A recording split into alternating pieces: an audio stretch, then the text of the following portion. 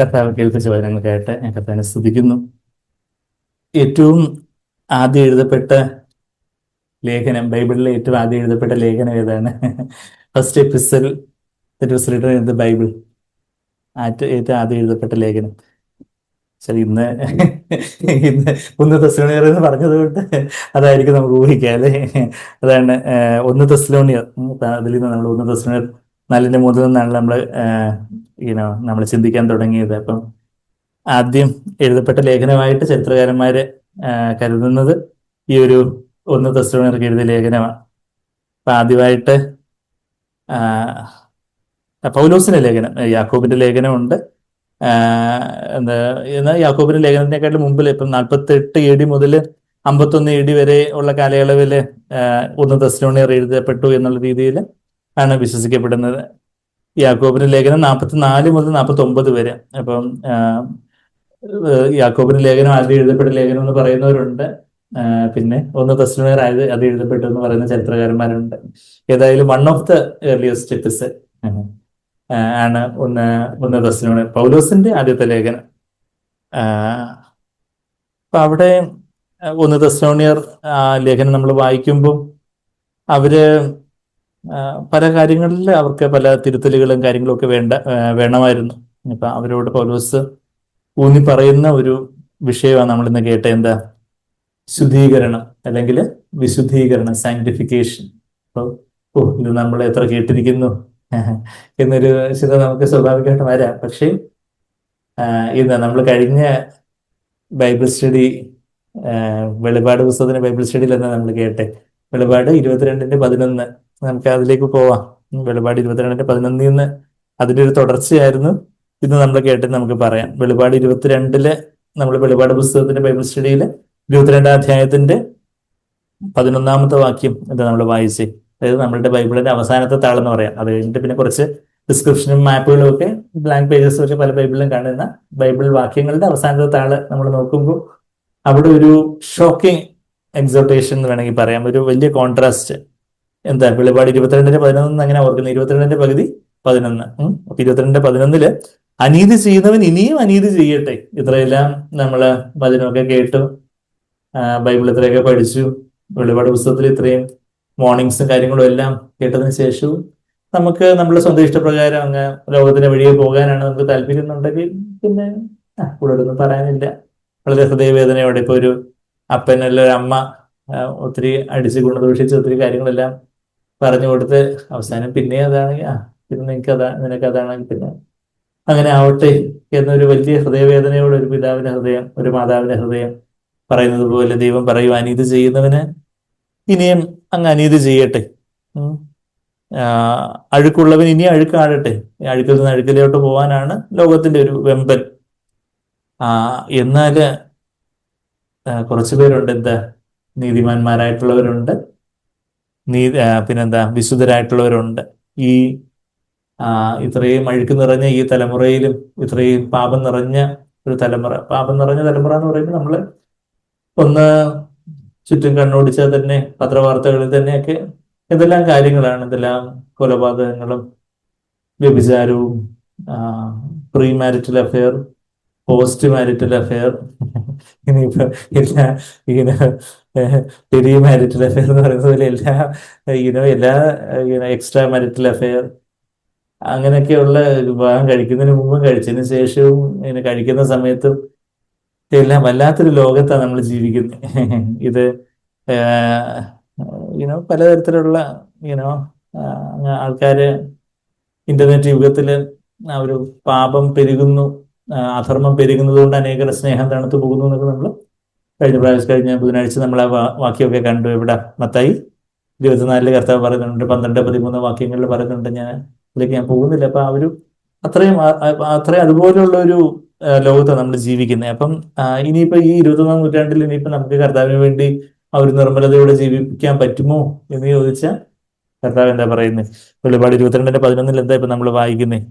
നീതിമാൻ ഇനിയും നീതി ചെയ്യട്ടെ, അവൻ ഇനിയും കൂടുതൽ നീതിമാനായി തീരട്ടെ, വിശുദ്ധൻ ഇനിയും തന്നെ തന്നെ വിശുദ്ധീകരിക്കട്ടെ.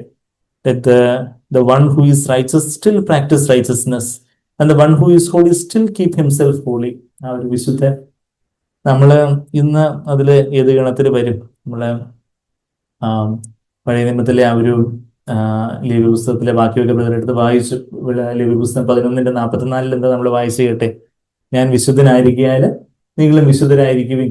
ദൈവത്തിന്റെ സ്വഭാവം തന്നെ ഈ ഒരു വിശുദ്ധമായ ഒരു സ്വഭാവം. നമ്മള് ദൈവസങ്കല്പങ്ങളൊക്കെ ഒത്തിരി ഒരുപാട് ദൈവസങ്കല്പങ്ങളും ദൈവത്തിന്റെ വലിയ വക്താക്കളുടെ സ്വഭാവ ചരിത്രങ്ങളും ഒക്കെ പല മതങ്ങളിലൊക്കെ ഉണ്ട്. ഞാൻ അതുകൊണ്ട് വലിയ വലിയ കാര്യങ്ങളൊന്നും ഞാൻ പറയാൻ പോകുന്നില്ല, മതസ്ഥത ഉണ്ടാവുന്ന രീതിയിൽ. എന്നാൽ ഞാൻ പറയുന്നത് എന്തായിരിക്കും നിങ്ങൾക്ക് മനസ്സിലാവും. ചില ഇന്ന് ബൈബിളിലെ ദൈവത്തിന്റെ ആ ഒരു വിശുദ്ധി, ആ ഒരു കർത്താവ് ഈ ഭൂമിയില് നമ്മളുടെ ഒരു മനുഷ്യ ചെലവ് എടുത്ത് വന്നപ്പം കർത്താവ് എന്താ പറഞ്ഞേ? നിങ്ങളിൽ ആർക്ക് എന്നോട് പാപത്തെ കുറിച്ച് ബോധം വരുത്താൻ സാധിക്കും എന്ന് വളരെ ചങ്കൂറ്റത്തോടെ കർത്താവിന് പറയാൻ സാധിച്ചു. അങ്ങനെ ആ ഒരു അരിമനാഥൻ, സ്നേഹനാഥനെ നമ്മൾ പിന്തുടരുന്നത്. ആ ഒരു കർത്താവിന്റെ ജീവിതത്തില് കർത്താവ് ഒരു തികഞ്ഞ പുരുഷനായിട്ട് ഈ ഭൂമിയിൽ ജീവിച്ചപ്പോൾ ഒരു മനുഷ്യന് നേരിടാവുന്ന എല്ലാ പരീക്ഷണങ്ങളും എല്ലാത്തിനും കർത്താവ് പരീക്ഷിക്കപ്പെട്ടു എന്ന് നമ്മൾ എവിടെ വായിക്കുന്നേ? അത് അങ്കിൾമാരും ആന്റിമാരും ഒക്കെ പണ്ടേ പറയുന്നുണ്ട്. അതുകൊണ്ട് അങ്ങനെ ആയിരിക്കാം എന്നാണ്. അത് ബൈബിളിൽ അങ്ങനെ പറഞ്ഞിട്ടുണ്ട്. കർത്താവ് നമ്മെ പോലെ തന്നെ എല്ലാത്തിലും പരീക്ഷിക്കപ്പെട്ടു. എവിടെ പറയുന്നേ? എബ്രായർ 4:15. Very good. എബ്രായർ 4:15 എന്താ പറയുന്നത്? He was tempted in all points as we are. നമ്മെ പോലെ തന്നെ എല്ലാത്തിലും പരീക്ഷിക്കപ്പെട്ട ഒരു കർത്താവ്. നമുക്ക് എന്തെല്ലാം പ്രലോഭനങ്ങളാണ്, പാപത്തിന് വേണ്ടിയുള്ള പ്രലോഭനങ്ങളൊക്കെ വരുമോ, അതുപോലെ അതിലെല്ലാം പരീക്ഷിക്കപ്പെടാൻ പറ്റുന്ന ഒരു ജഡത്തിലാണ് യേശു കർത്താവ് വന്നത്.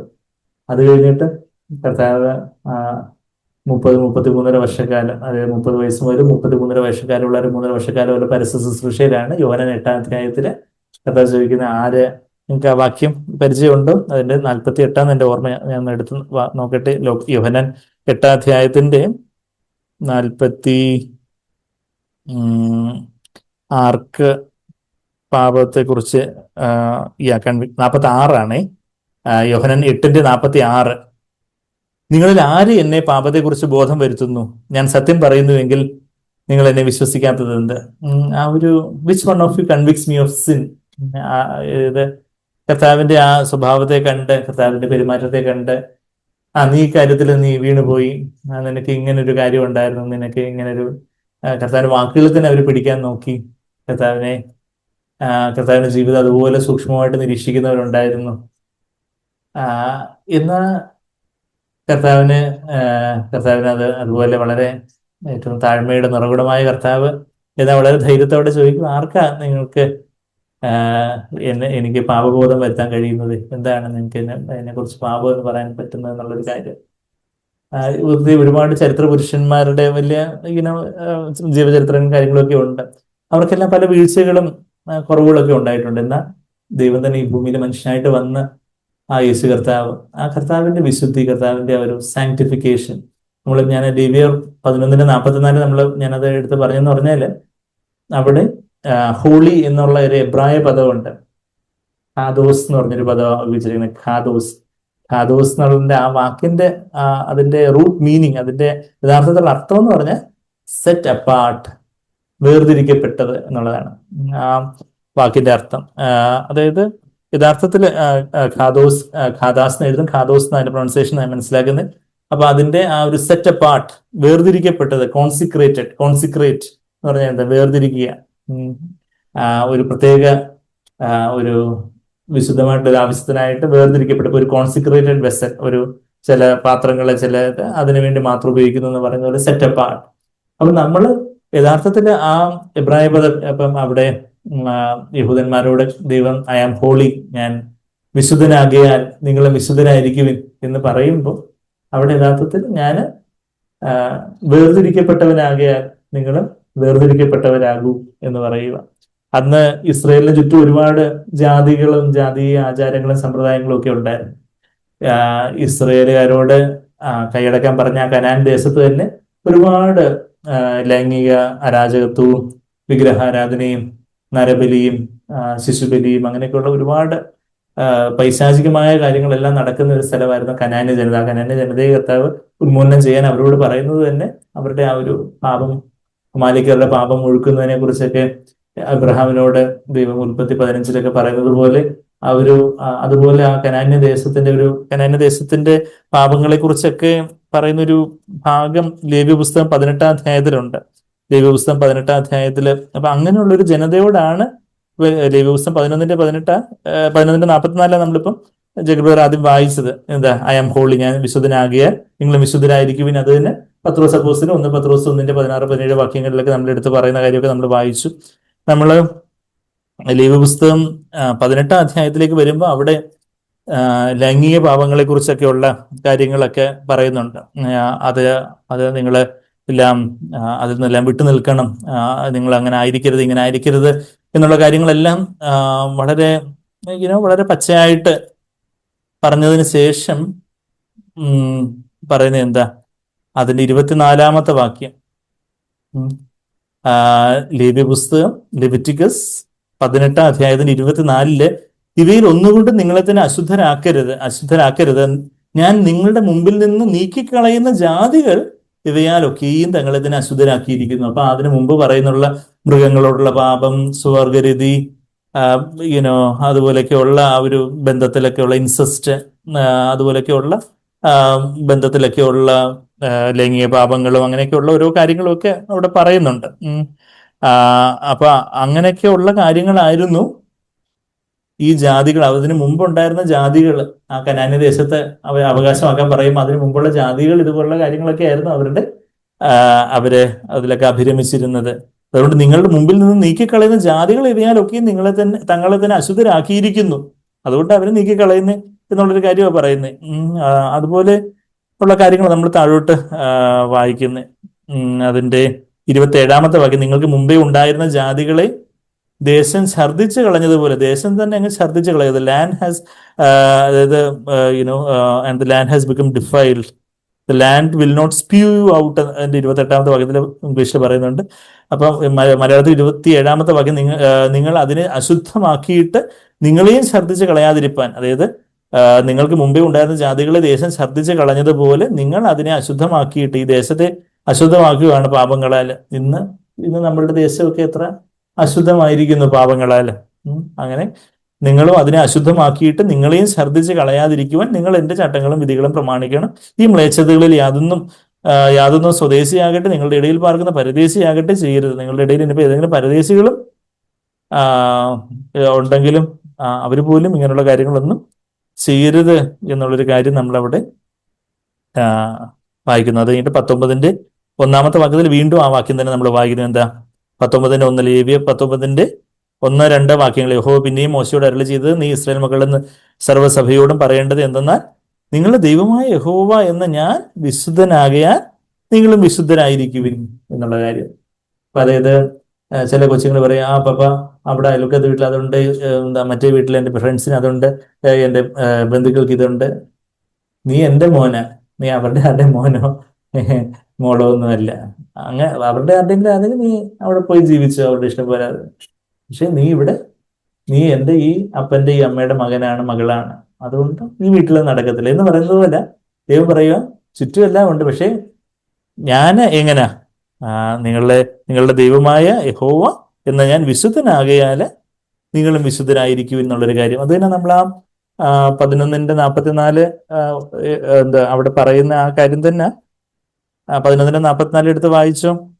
11:44 ഞാൻ നിങ്ങളുടെ ലേവ്യർ പുസ്തകം 11:44 നിങ്ങളുടെ ദൈവമായ യഹോവയാകുന്നു ഞാൻ വിശുദ്ധനാകയാൽ, ഹാദോസ് ആകയാൽ നിങ്ങളെ തന്നെ വിശുദ്ധീകരിച്ച് വിശുദ്ധനായിരിക്കണം ഭൂമിയിൽ എഴുതി നിങ്ങളെ അശുദ്ധമാക്കരുത് എന്നുള്ളൊരു കാര്യം അവിടെ പറഞ്ഞു. Be holy for I am holy എന്നുള്ളൊരു കാര്യം. അതാണ് പിന്നെ പത്രോസ് അപ്പോസ്തലനും എടുത്തു പറയുന്നൊരു കാര്യം നമ്മൾ വായിക്കുന്നത്. അപ്പം ദൈവം, നമ്മളുടെ അപ്പനായ നമ്മളെ സൃഷ്ടിച്ചവനായ സൃഷ്ടാവായ ദൈവം, അവിടുന്ന് എല്ലാ മലിനതകളിൽ നിന്നും അവിടുന്ന് സെറ്റ് അപ്പാർട്ടായിരുന്നു, വേർതിരിക്കപ്പെട്ടവനായിരുന്നു. നമ്മൾ ഇന്ന് എങ്ങനെയാണ് നമ്മള് കാണുന്ന കാര്യങ്ങൾ, വായിക്കുന്ന കാര്യങ്ങൾ, കേൾക്കുന്ന കാര്യങ്ങൾ, ചിന്തിക്കുന്ന കാര്യങ്ങൾ, ആ കാര്യങ്ങളിലൊക്കെ നമുക്കൊരു വേർപാടുണ്ടോ? അതോ ലോകക്കാര് ഇപ്പം ഈ ഒരു ലൈംഗിക പാപങ്ങൾ മാത്രമല്ല ഞാൻ പറയുന്നത്, പാപം എന്ന് പറയുമ്പോൾ കർത്താവിന്റെ സ്വഭാവത്തിന് ചേരാത്തതെല്ലാം പാപമാണ്. അതായത് നമ്മള് സാധാരണ നമ്മളെപ്പോഴും 1 യോഹന്നാൻ 2:16 പറയുന്നത് കൺമോഹം, ജഡമോഹം, ജീവനത്തിന്റെ പ്രതാപം. അതിൽ ആ ജഡമോഹം എന്നുള്ളതാണ് ലൈംഗിക പാപവും. പിന്നെ ഭക്ഷണവും ഉറക്കവും ഒക്കെ ദൈവം വെച്ചിരിക്കുന്ന അതിന് വെളിയെ പോകുമ്പോഴാണ് ഇവന്റെ അംഗീകത തന്നെ സ്നേഹത്തിന്റെയും പരസ്പര സമ്മതത്തിന്റെയും സമ്മതത്തോടെയും വിവാഹത്തിന് അതിനുള്ളിൽ അത് ഏറ്റവും വിശുദ്ധമാണെങ്കിൽ അതിന് വെളിയിലുള്ള ഇതുപോലെ അല്ലാത്തതായിട്ടുള്ള കാര്യങ്ങളും ഒക്കെയാണ് അശുദ്ധമായിട്ടുള്ളത്, പൈശാചികമായിട്ടുള്ള കാര്യങ്ങളും ഒക്കെ. അപ്പം ലൈംഗികതയാവട്ടെ, ഭക്ഷണത്തിന്റെ കാര്യമാവട്ടെ, ഉറക്കത്തിന്റെ കാര്യമാവട്ടെ, അതെല്ലാം ദൈവം വെച്ചിരിക്കുന്ന വൃത്തത്തിന് വെളിയിലോട്ട് പോകുമ്പോൾ അതെല്ലാം ജഡമോഹമാകും, ലസ്റ്റ് ഓഫ് ദ ഫ്ലഷ്. പിന്നെ കൺമോഹം, കാണുന്നതെല്ലാം വേണം, അത് വേണം. ആ ഒരു പണം കൊണ്ട് വാങ്ങാൻ പറ്റുന്ന കാര്യങ്ങൾ, അതാണ് കൺമോഹം എന്ന് പറയുന്നത്.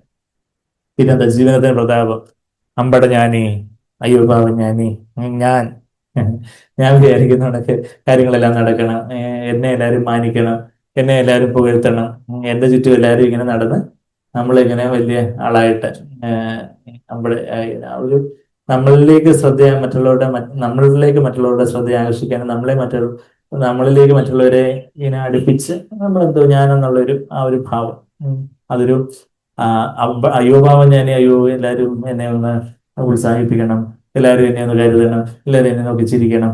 അതൊരു അയ്യോ പാവം ഞാനെയാണ്, ഒരു സ്വയ സഹതാപം. പിന്നെ അമ്പട ഞാനേ, ഞാൻ വിചാരിക്കുന്ന കാര്യങ്ങൾ നടക്കണം. അങ്ങനെയുള്ള ഈ കാര്യങ്ങളിൽ നമ്മുടെ എല്ലാ കാറ്റഗറിയും, എല്ലാ പാപത്തിനും കാറ്റഗറി ഈ 3 കാറ്റഗറിയല്ല. അതായത് മണി, ഓണർ, പ്ലഷേഴ്സ്, MHP എന്ന് നമ്മൾ സാധാരണ പറയാറുണ്ട്. MHPയുടെ 2 ഫുൾ ഫോം നമ്മൾ പറയാറുണ്ട്. എന്താ? ഒന്ന് മണി, ഓണർ, പ്ലഷേഴ്സ്. ഈ മണി, ഓണർ, പ്ലഷേഴ്സ് ആണ് ഈ ജഡഭാഗ തിരശ്ശീലയിലുള്ള കാര്യങ്ങൾ. ജഡഭാഗ തിരശ്ശീല, അതിനപ്പുറത്താണ് മോസ്റ്റ് ഹോളി പ്ലേസ്. അതും MHP, മോസ്റ്റ് ഹോളി പ്ലേസ്. അപ്പൊ ഈ MHPയിൽ നിന്ന് ഒരു വിടുതൽ പ്രാപിച്ചു വേണം ആ MHPയിലോട്ട് നമുക്ക് എത്താൻ. എന്ന് പറഞ്ഞാല് നമ്മളുടെ ജഡത്തിലുള്ളതായ കാര്യങ്ങളെല്ലാം, ഇതിനോടുള്ള ആസക്തിയും ഇതിനോടുള്ള താല്പര്യങ്ങളും, അത് പണമാവട്ടെ, മനുഷ്യമാനമാവട്ടെ, ജഡീയ സുഖങ്ങളാവട്ടെ, അപ്പൊ ആ കാര്യങ്ങളെല്ലാം ഉള്ള ഒരു ജഡത്തില, അതിന്റെ മോഹങ്ങളെല്ലാം ഒരു ജഡത്തില നമ്മൾ ജീവിക്കുന്ന ഈ ലോകത്തില്, ഈ ഒരു നാശം പിടിച്ച ലോകത്തില്. അതായത് ഒരു ലോകത്തിന്റെ മോഹത്താൽ കറപ്റ്റഡ് ആയിട്ടുള്ള ലോകത്തില്. ഇന്ന് എവിടെ എഴുതിയിരിക്കുന്നേ? 2 പത്രോസില്. 2 പത്രോസിലെ ആ വാക്യം അറിയാവോ? നമ്മള് ദിവ്യ സ്വഭാവത്തിന്റെ പങ്കാളികളായി തീരണം എന്നുള്ളൊരു ഗ്രേറ്റസ്റ്റ് പ്രോമിസ് പറയുന്ന വേഴ്സാണ് 2 പത്രോസ്. അതായത് ബൈബിളിലെ ഒരുപാട് വാഗ്ദത്വങ്ങളുണ്ട്. ഏറ്റവും വലിയ വാഗ്ദത്വം ഏതാ എന്ന് ചോദിച്ചാൽ എല്ലാ വാഗ്ദത്വങ്ങളും ഈ ഒരു വാഗ്ദത്വത്തിനായിട്ടാണെന്നാണ് അവിടെ എഴുതിയിരിക്കുന്നത്. അപ്പൊ നമ്മുടെ സാങ്ക്രിയത്തിൽ തന്നെ കേട്ടിട്ടുള്ളതിൽ ഏറ്റവും വലിയ വാഗ്ദത്വം ഏതാന്ന് ചോദിച്ചാൽ ദിവ്യ സ്വഭാവത്തിന് പങ്കാളികളാകുക എന്നുള്ളതാണ്. To be partakers of the divine nature എന്ന് പറഞ്ഞാൽ യേശുവിന്റെ സ്വഭാവത്തെ പോലെ ആവുക, യേശുവിനെ പോലെ അവർ താഴ്മയുള്ളവനാകുക, യേശുവിനെ പോലെ നിർമ്മലതയോടുള്ള ചിന്തകള്, യേശുവിനെ പോലുള്ള വാക്കുകൾ, ചിലപ്പോ സ്നേഹത്തിന്റെ, ചിലപ്പോ കാർക്കശ്യത്തിന്റെ വാക്കുകൾ, യേശുവിനെ പോലുള്ള പ്രവൃത്തികൾ, അത് ആ ദിവ്യ സ്വഭാവത്തിന് പങ്കാളികളാവുന്നതിനെ കുറിച്ച് നമ്മളവിടെ 2 പത്രോസ് 1-ാധ്യായത്തില് അതിന്റെ partakers that you may become partakers of the divine nature എന്ന് പറയുന്നത് കണ്ടില്ലേ? അതിന്റെ അവയാൽ, അതായത് ഞാൻ അതിന്റെ 3-ാമത്തെ വാക്യം മുതൽ വായിക്കുക. തന്റെ മഹത്വത്താലും വീര്യത്താലും നമ്മെ വിളിച്ചവന്റെ പരിജ്ഞാനത്താൽ അവന്റെ ദിവ്യശക്തി ജീവനും ഭക്തിക്കും വേണ്ടതൊക്കെയും നമുക്ക് ദാനം ചെയ്തിരിക്കുന്നുവല്ലോ. അവയാൽ ജീവനും ഭക്തിക്കും വേണ്ടുന്നതെല്ലാം വാഗ്ദത്തം ചെയ്തിരിക്കുന്ന ആ കാര്യങ്ങളാൽ നമുക്ക് വേണ്ടുന്നതെല്ലാം ദൈവം ദാനമായിട്ട് തന്നിട്ടുണ്ട്. അവയാൽ അവൻ നമുക്ക് വിലയേറിയതും അതിമഹത്വമായ വാഗ്ദത്തങ്ങൾ നൽകിയിരിക്കുന്നു. ഇവയാൽ ഈ വാഗ്ദത്തങ്ങളൊക്കെ കൊണ്ട് നിങ്ങൾ ലോകത്തില് എന്തുണ്ട്? മോഹത്താൽ ഒരു നാശം വന്നിട്ടുണ്ട്. അതാ corruption that is in the world by lust. Lust എന്നുള്ള വാക്കിനർത്ഥം മോഹം, ദുർമോഹം, സ്ട്രോങ് ഡിസയർ. ചിലർക്കാണെങ്കിൽ എന്ത് വില കൊടുത്തു അങ്ങ് അധികാരത്തിലേറണം. അപ്പൊ അതിനുവേണ്ടി അഴിമതിയായാലും പണമായാലും ബാക്കി എല്ലാ മൂല്യങ്ങളും എല്ലാം ഇത് കളഞ്ഞുകൊണ്ട് അവർക്ക് അധികാരം വേണം. ചിലർക്ക് പണം കിട്ടാൻ വേണ്ടി അവര് എന്ത് വേലയും എന്ത് ചെയ്തും ഞങ്ങൾക്ക് പണം നേടണം. അതിപ്പം മറ്റൊരാളെ കൊന്നായാലും പണം നേടുന്നതിന് കുഴപ്പമില്ല. അപ്പൊ ആ ഒരു സ്ട്രോങ് ഡിസയർ, പണത്തിന് വേണ്ടിയാവട്ടെ, മനുഷ്യമാനത്തിന് വേണ്ടിയാവട്ടെ, ലൈംഗിക സുഖങ്ങള്, അതുപോലെയൊക്കെയുള്ള ഈവൻ ഭക്ഷണം, അമിത ഭക്ഷണം, ഭക്ഷണത്വര, പിന്നെന്താ ഉറക്കം, ആലസ്യം, ആ ഒരു ജഡികമായിട്ടുള്ള കാര്യങ്ങള്, അതിനോട് സ്ട്രോങ് ഡിസയർ. ഈ സ്ട്രോങ് ഡിസയർ, ഈ ലസ്റ്റ്, അത് ഈ മോഹം കാരണം എന്തുണ്ട്? ലോകത്തൊരു കറപ്ഷൻ ഉണ്ട്, ഒരു നാശമുണ്ട്. അതാ ലോകത്തില് മോഹത്താല് എന്ത് വന്നിരിക്കുന്നു? ഒരു കറപ്ഷൻ, നാശം വന്നിരിക്കുന്നു. ആ നാശം വിട്ട് ഒഴിഞ്ഞിട്ട് നമ്മൾ എന്ത് ചെയ്യണം? ദിവ്യ സ്വഭാവത്തിന് കൂട്ടാളികളായി തീരുവാൻ, അല്ലെങ്കിൽ പങ്കാളികളായി തീരുവാൻ ഇടവരുന്നു. അപ്പം എല്ലാ വാഗ്ദത്തങ്ങളും എന്തിനു വേണ്ടിയാന്ന് ചോദിച്ചാല് ഈ ദിവ്യ സ്വഭാവത്തിന് പങ്കാളികൾ, കൂട്ടാളികളായി തീരുവാൻ വേണ്ടിയാണ്. അപ്പൊ ഏറ്റവും വലിയ വാഗ്ദത്തം ഏതാ? The greatest promise in the Bible that I can partake of the divine nature എന്ന് പറഞ്ഞാല് യേശുവിന്റെ ആ സ്വഭാവം. നമ്മൾ പുറമേ എന്തോ ഇങ്ങനെ അഭിനയിച്ച് യേശുവിനെ പോലെ നമ്മളിങ്ങനെ ആ താഴ്മയാണ്, സ്നേഹമാണെന്നൊക്കെ ഇങ്ങനെ പുറമേ അഭിനയിച്ച്, അതായത് പട്ടി പൂച്ചയായിട്ട് അഭിനയിക്കുന്ന കഥ പറഞ്ഞത് വരെ. അതെ, പട്ടി കൊണ്ട് നമ്മൾ ട്രെയിൻ ചെയ്ത് എല്ലായിടത്തും മ്യാവൂ മ്യാവൂ എന്ന് പറയണം. പട്ടി വിളിച്ച നേരം എന്ത് പറയണം? മ്യാവൂ എന്ന് പറയണം. പട്ടി ട്രെയിൻ ചെയ്ത് അതിനെ മ്യാവൂ എന്ന് പറഞ്ഞാൽ എല്ലും കഷ്ണം കിട്ടും, മാവൂ എന്ന് പറഞ്ഞാൽ ചിക്കൻ കിട്ടും. അപ്പൊ ഓരോ പ്രാവശ്യം എന്ത് പേടിച്ച് എന്ത് ചെയ്താലും മ്യാവൂ എന്ന് പറയണം. കുറച്ച് കഴിഞ്ഞപ്പോൾ അത് വേറൊരു പട്ടിയെ കണ്ടു. വേറൊരു പട്ടിയെ കണ്ടപ്പോഴത്തേക്കും ഇതിൽ മറന്നുപോയി, അത് എന്ന് പറഞ്ഞ് വരച്ചു എന്ന് പറഞ്ഞതുപോലെ അതിന്റെ ഉള്ളിലുള്ള നേച്ചർ മാറിയില്ല, അതിന്റെ ഉള്ളിലുള്ള സ്വഭാവം മാറിയില്ല. പുറമെ ഇങ്ങനെ അയ്യോ സഹോദരങ്ങൾ നോക്കും, സഹോദരങ്ങൾ ചോദിക്കും, ഇപ്പൊ അതുകൊണ്ട് നമുക്ക് അങ്ങനെ ചെയ്യാം, ഇങ്ങനെ ചെയ്യാം, എല്ലാവരുടെ മുമ്പിൽ ഒരു നല്ല മാന്യമായ ഒരു ടെസ്റ്റ് മണി, നല്ലൊരു സാക്ഷ്യത്തിന് വേണ്ടി നമ്മൾ ഇങ്ങനെ ഒരു അകത്തുള്ളതൊക്കെ ഇങ്ങനെ അടക്കി വെച്ചുകൊണ്ട് പുറമെ ഒരു അഭിനയം, അങ്ങനെ ഒരു അഭിനയത്തിന്റെ ഒരു ജീവിതം. അതല്ല ഇത്. പക്ഷെ ഇത് ഉള്ളാല് എന്ന് പറഞ്ഞാൽ നമ്മളുടെ ജഡം, അത് അധികമായിട്ട് മരണത്തിന് അധികമായിട്ട് ജഡം അധീനമാകുകയും നമ്മൾ ആത്മാവിലേക്ക് പരിശുദ്ധാത്മാവാണ് ജീവന്റെ ആത്മാവ്, കർത്താവിന്റെ ജീവൻ, കർത്താവിന്റെ സ്വഭാവം, കർത്താവിന്റെ സ്നേഹം, കർത്താവിന്റെ ദീർഘക്ഷമ, കർത്താവിന്റെ സന്തോഷം, കർത്താവിന്റെ സമാധാനം ഒക്കെ അത് നമ്മളുടെ ഹൃദയത്തിന്റെ ഉള്ളിലേക്ക് പകരുമ്പം എല്ലാവരും എന്നെ നോക്കുന്നുണ്ടല്ലോ അല്ലേ. ആ ഹൃദയത്തിനുള്ളിലേക്ക് ദൈവത്തിന്റെ ജീവൻ സമൃദ്ധമായിട്ട് ചില ഉറങ്ങുമല്ലായിരുന്നു, അത് വായിക്കുമായിരുന്നു. ഞാൻ അങ്ങ് ഉറപ്പിക്കാൻ വേണ്ടി ഒന്ന് പറഞ്ഞതേ ഉള്ളു. ഓക്കെ. അപ്പം എന്താ കർത്താവിന്റെ ആ ഒരു ജീവൻ, സമൃദ്ധമായ ജീവൻ, യേശുവിന്റെ ജീവൻ പരിശുദ്ധാത്മാവിലൂടെ എന്നിൽ വന്ന് നിറയുന്നതിനനുസരിച്ച് എന്റെ ഉള്ളാലുള്ള സ്വഭാവം സ്വാഭാവികമായിട്ട് ഓഫ്കോഴ്സ് നമുക്ക് എന്താണ് ജഡികമായിട്ടുള്ള കാര്യങ്ങൾ നമ്മുടെ സ്വാഭാവികമായിട്ടുള്ള ഒരു ടെൻഡൻസി എപ്പോഴും. പക്ഷെ ഈ ജഡം അത് കൂടുതൽ ഡോമന്റ് ആയിട്ട്, അത് കൂടുതൽ മരണത്തിന് ഏൽപ്പിച്ച് പരിശുദ്ധാത്മാവിന്റെ ആ ഒരു ശക്തിയും ജീവനും ഒക്കെ നമ്മളിൽ കൂടുതലൊരു അധീനത ചെലുത്തുന്ന ഒരു ആത്മീയ ജീവിതത്തിലേക്ക്, ശരിക്കും അതാണ് ജയജീവിതത്തിലേക്ക് നമ്മൾ വരുമ്പോൾ നമുക്ക് പിന്നെ പാപം ചെയ്യാനാണ് കൂടുതൽ പ്രയാസം. മറ്റേ അവിശ്വാസികളായിരുന്നപ്പോൾ അല്ലെങ്കിൽ ജഡികരായിരുന്നപ്പം പാപം ചെയ്തത് സ്വാഭാവികമായിട്ടുള്ളൊരു ടെൻഡൻസി. പണ്ട് ഏതോ സഹോദരനെ ബാംഗ്ലൂർ കോൺഫറൻസിൽ ടെസ്റ്റ് മണി പറഞ്ഞിട്ടുള്ളതായിട്ട് സാങ്ക്ലൂർ പറഞ്ഞു കേട്ടിട്ടുണ്ട്. അതായത് അവിശ്വാസിയായിരുന്ന സമയത്ത് സത്യം പറയാൻ പ്രയാസമായിരുന്നു. എപ്പോഴും അത് പറഞ്ഞാൽ എനിക്ക് കള്ള വരുത്തുണ്ടായിരുന്നു. ഒരു സഹോദരൻ, തമിഴ്നാട്ടിലെ സഹോദരനാണ്, ഓർക്കുന്നില്ല, അത് സാങ്ക്ലൂർ ആ ഏതൊരു സഹോദരൻ ഇങ്ങനെ പറഞ്ഞെന്നും പറഞ്ഞു ഈ ഇതിന്റെ ഒരു ദിവ്യ സ്വഭാവത്തിന്റെ കാര്യം പറഞ്ഞപ്പോ പറഞ്ഞ എക്സാമ്പിളാണ്. അവിശ്വാസിയായിരുന്ന സമയത്ത്, ദൈവത്തെ അറിയാതിരുന്ന സമയത്ത് സത്യം പറയാനായിരുന്നു പ്രയാസം. കള്ളം പറയുന്നത് സ്വാഭാവികമായിട്ടുള്ള കാര്യമായിരുന്നു. ചീത്ത വാക്കുകൾ പറയുന്നതും അശുദ്ധമായിട്ടുള്ള വാക്കുകൾ പറയുന്നതൊക്കെ സ്വാഭാവികമായിട്ടുള്ള കാര്യമായിരുന്നു. പിന്നെ രക്ഷിക്കപ്പെട്ട് ദൈവവചനത്തിന്റെ കാര്യങ്ങളിലേക്ക് വന്നപ്പോഴത്തേക്കും ഇപ്പം എനിക്ക് കള്ളം പറയാൻ തന്നെ പ്രയാസമാണ്. അപ്പൊ ആ ഒരു മനസാക്ഷി കുത്ത്, അരുതാത്തതായിട്ടൊരു വാക്ക് വരുമ്പോഴത്തേക്കും വലിയൊരു കുത്ത്. അപ്പൊ അതാ ദിവ്യ സ്വഭാവത്തിന്റെ പങ്കാളികൾ. നമ്മള് പരിപൂർണമായിട്ടുള്ള ദിവ്യ സ്വഭാവത്തിന് പൂർണ്ണമായിട്ടുള്ള സിൻലെസ് പെർഫെക്ഷൻ, പാപരഹിതമായ പൂർണ്ണത കർത്താവിന്റെ വരവെങ്കിലേ ഉള്ളൂ.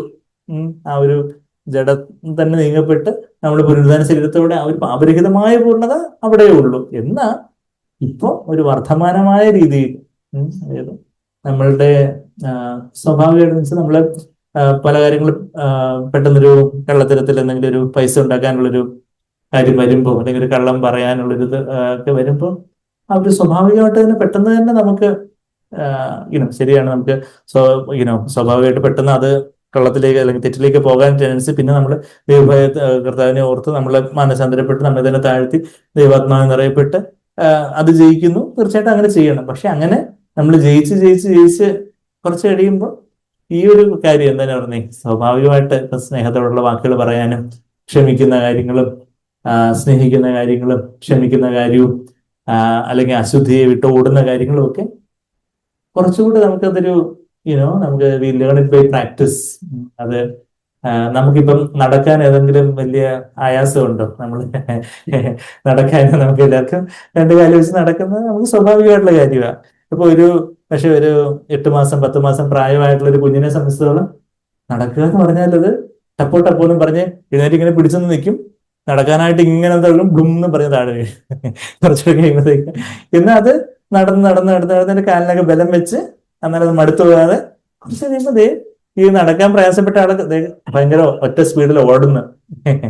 കുഞ്ഞുങ്ങളൊക്കെ നടക്കുന്നു, ഓടുന്നു. അത് പിന്നെ അതങ്ങ് സ്വാഭാവികമായിട്ടായിത്തീരുന്നു പറഞ്ഞാൽ അത് ദിവ്യ സ്വഭാവം. അപ്പം അതാ വിശുദ്ധീകരണം എന്ന് പറയുമ്പം നമ്മള് കർത്താവിന്റെ സ്വഭാവത്തിലേക്ക്, കർത്താവിന്റെ സ്വഭാവത്തിൽ ചേരാത്തതായിട്ടുള്ളതെല്ലാമാണ് പാപം എന്നിവിടെ പറഞ്ഞിരിക്കുന്നു. പാപത്തിന്റെ ഡെഫിനിഷൻ ഇവിടെ പറഞ്ഞിരിക്കുന്നത് റോമർ 3-ാം അധ്യായത്തിൽ 23 അത് നമ്മൾ വായിക്കുന്നത്. ദൈവ തേജസ്, നമ്മൾ പാപം ചെയ്ത് നമ്മളെല്ലാവരും റോമർ 3:23 എങ്ങനെ ഞാൻ ഓർക്കുന്നത് എന്നുള്ളൊരു കാര്യം ഞാൻ പലപ്പോഴും പറയാറുണ്ട്. തൊന്തി എന്നൊരു പണ്ടൊരു സൺഡേ സ്കൂൾ കുഞ്ഞ്, ഇപ്പൊ ആ സൺഡേ സ്കൂൾ കുഞ്ഞ് വലിയ പുരുഷനായി. പക്ഷെ അത് വലിയൊരു ഇറങ്ങുന്ന സമയത്ത് ഒരു സൺഡേ സ്കൂൾ മോന് റോമൻസ് തൊന്തി എന്താ all have sin and have fallen short of the glory of God. അപ്പൊ തൊന്തി 3:23 3:23 എന്താ നമ്മൾ വായിക്കുന്നേ? For all have sinned, എല്ലാവരും പാപം ചെയ്ത്, ഒരു വ്യത്യാസവും ഇല്ല, എല്ലാവരും പാപം ചെയ്ത് ദൈവ തേജസ് ഇല്ലാത്തവരായി തീർന്നു. അപ്പൊ ആ ഒരു നമ്മൾ തന്നെ സഗ്വേർന്നൊക്കെ നമ്മൾ കേട്ടിട്ടുണ്ട്. പാപത്തിന് പല ഡെഫിനിഷൻസ് ബൈബിളിൽ നമ്മൾ വായിക്കുന്നുണ്ട്. എന്നാൽ ഏറ്റവും അതിൻ്റെതായ ഒരു ഏറ്റവും ഉന്നതമായ ഒരു ഡെഫിനിഷൻ നമ്മളിപ്പം എന്താ വിശുദ്ധീകരണത്തെ കുറിച്ച് കേൾക്കുമ്പോൾ പാപത്തിൽ നിന്ന് വേർപെട്ടിരിക്കുക, പാപത്തിൽ നിന്ന് അല്ലെങ്കിൽ ഈ ലോകത്തിൽ നിന്ന് പാപം എന്ന് പറഞ്ഞാൽ തന്നെ നമ്മുടെ ജഡമുണ്ട്, ലോകമുണ്ട്, പിശാചുണ്ട്. ജഡത്തിലുള്ള മോഹങ്ങളാ, ലോകത്തിലുള്ള മോഹങ്ങളാ കൺമോഹം, ജഡമോഹം, ജീവനത്തിന്റെ പ്രതാപം.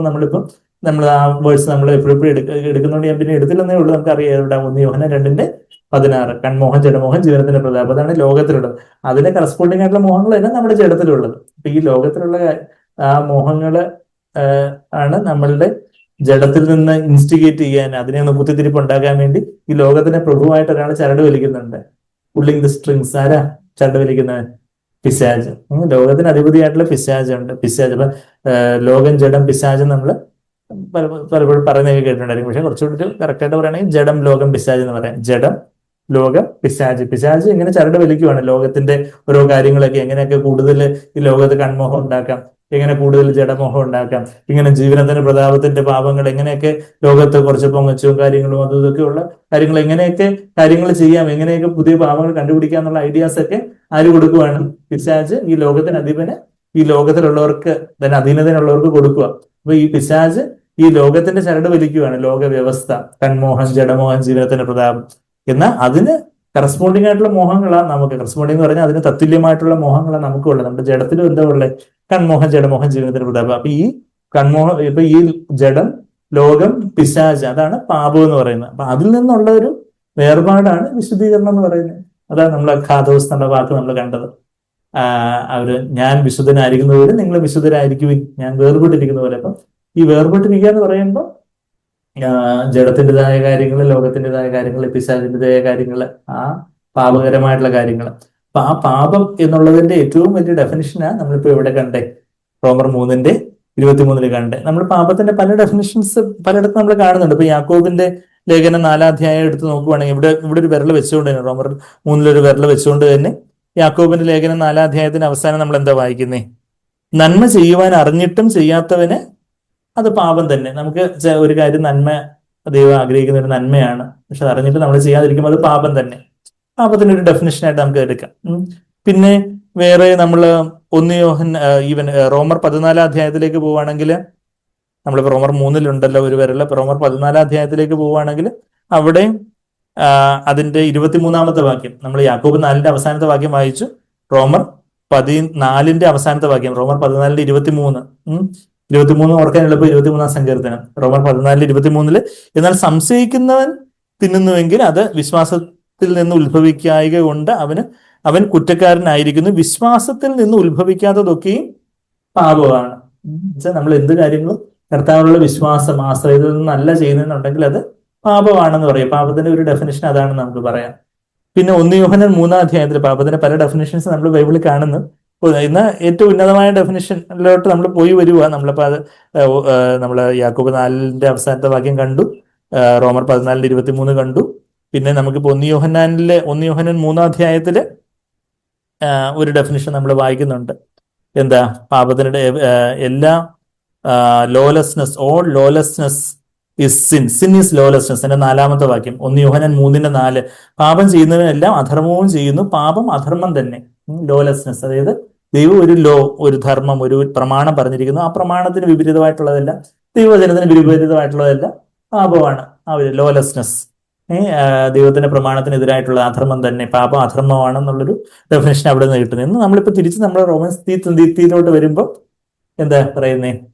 എല്ലാവരും പാപം ചെയ്ത് ദൈവ തേജസ് ഇല്ലാത്തവരായിരിക്കുന്നു. അപ്പൊ ദൈവ തേജസ് ഇല്ല, പാപം ചെയ്തതിന്റെ ഫലമായിട്ട് എന്തായി?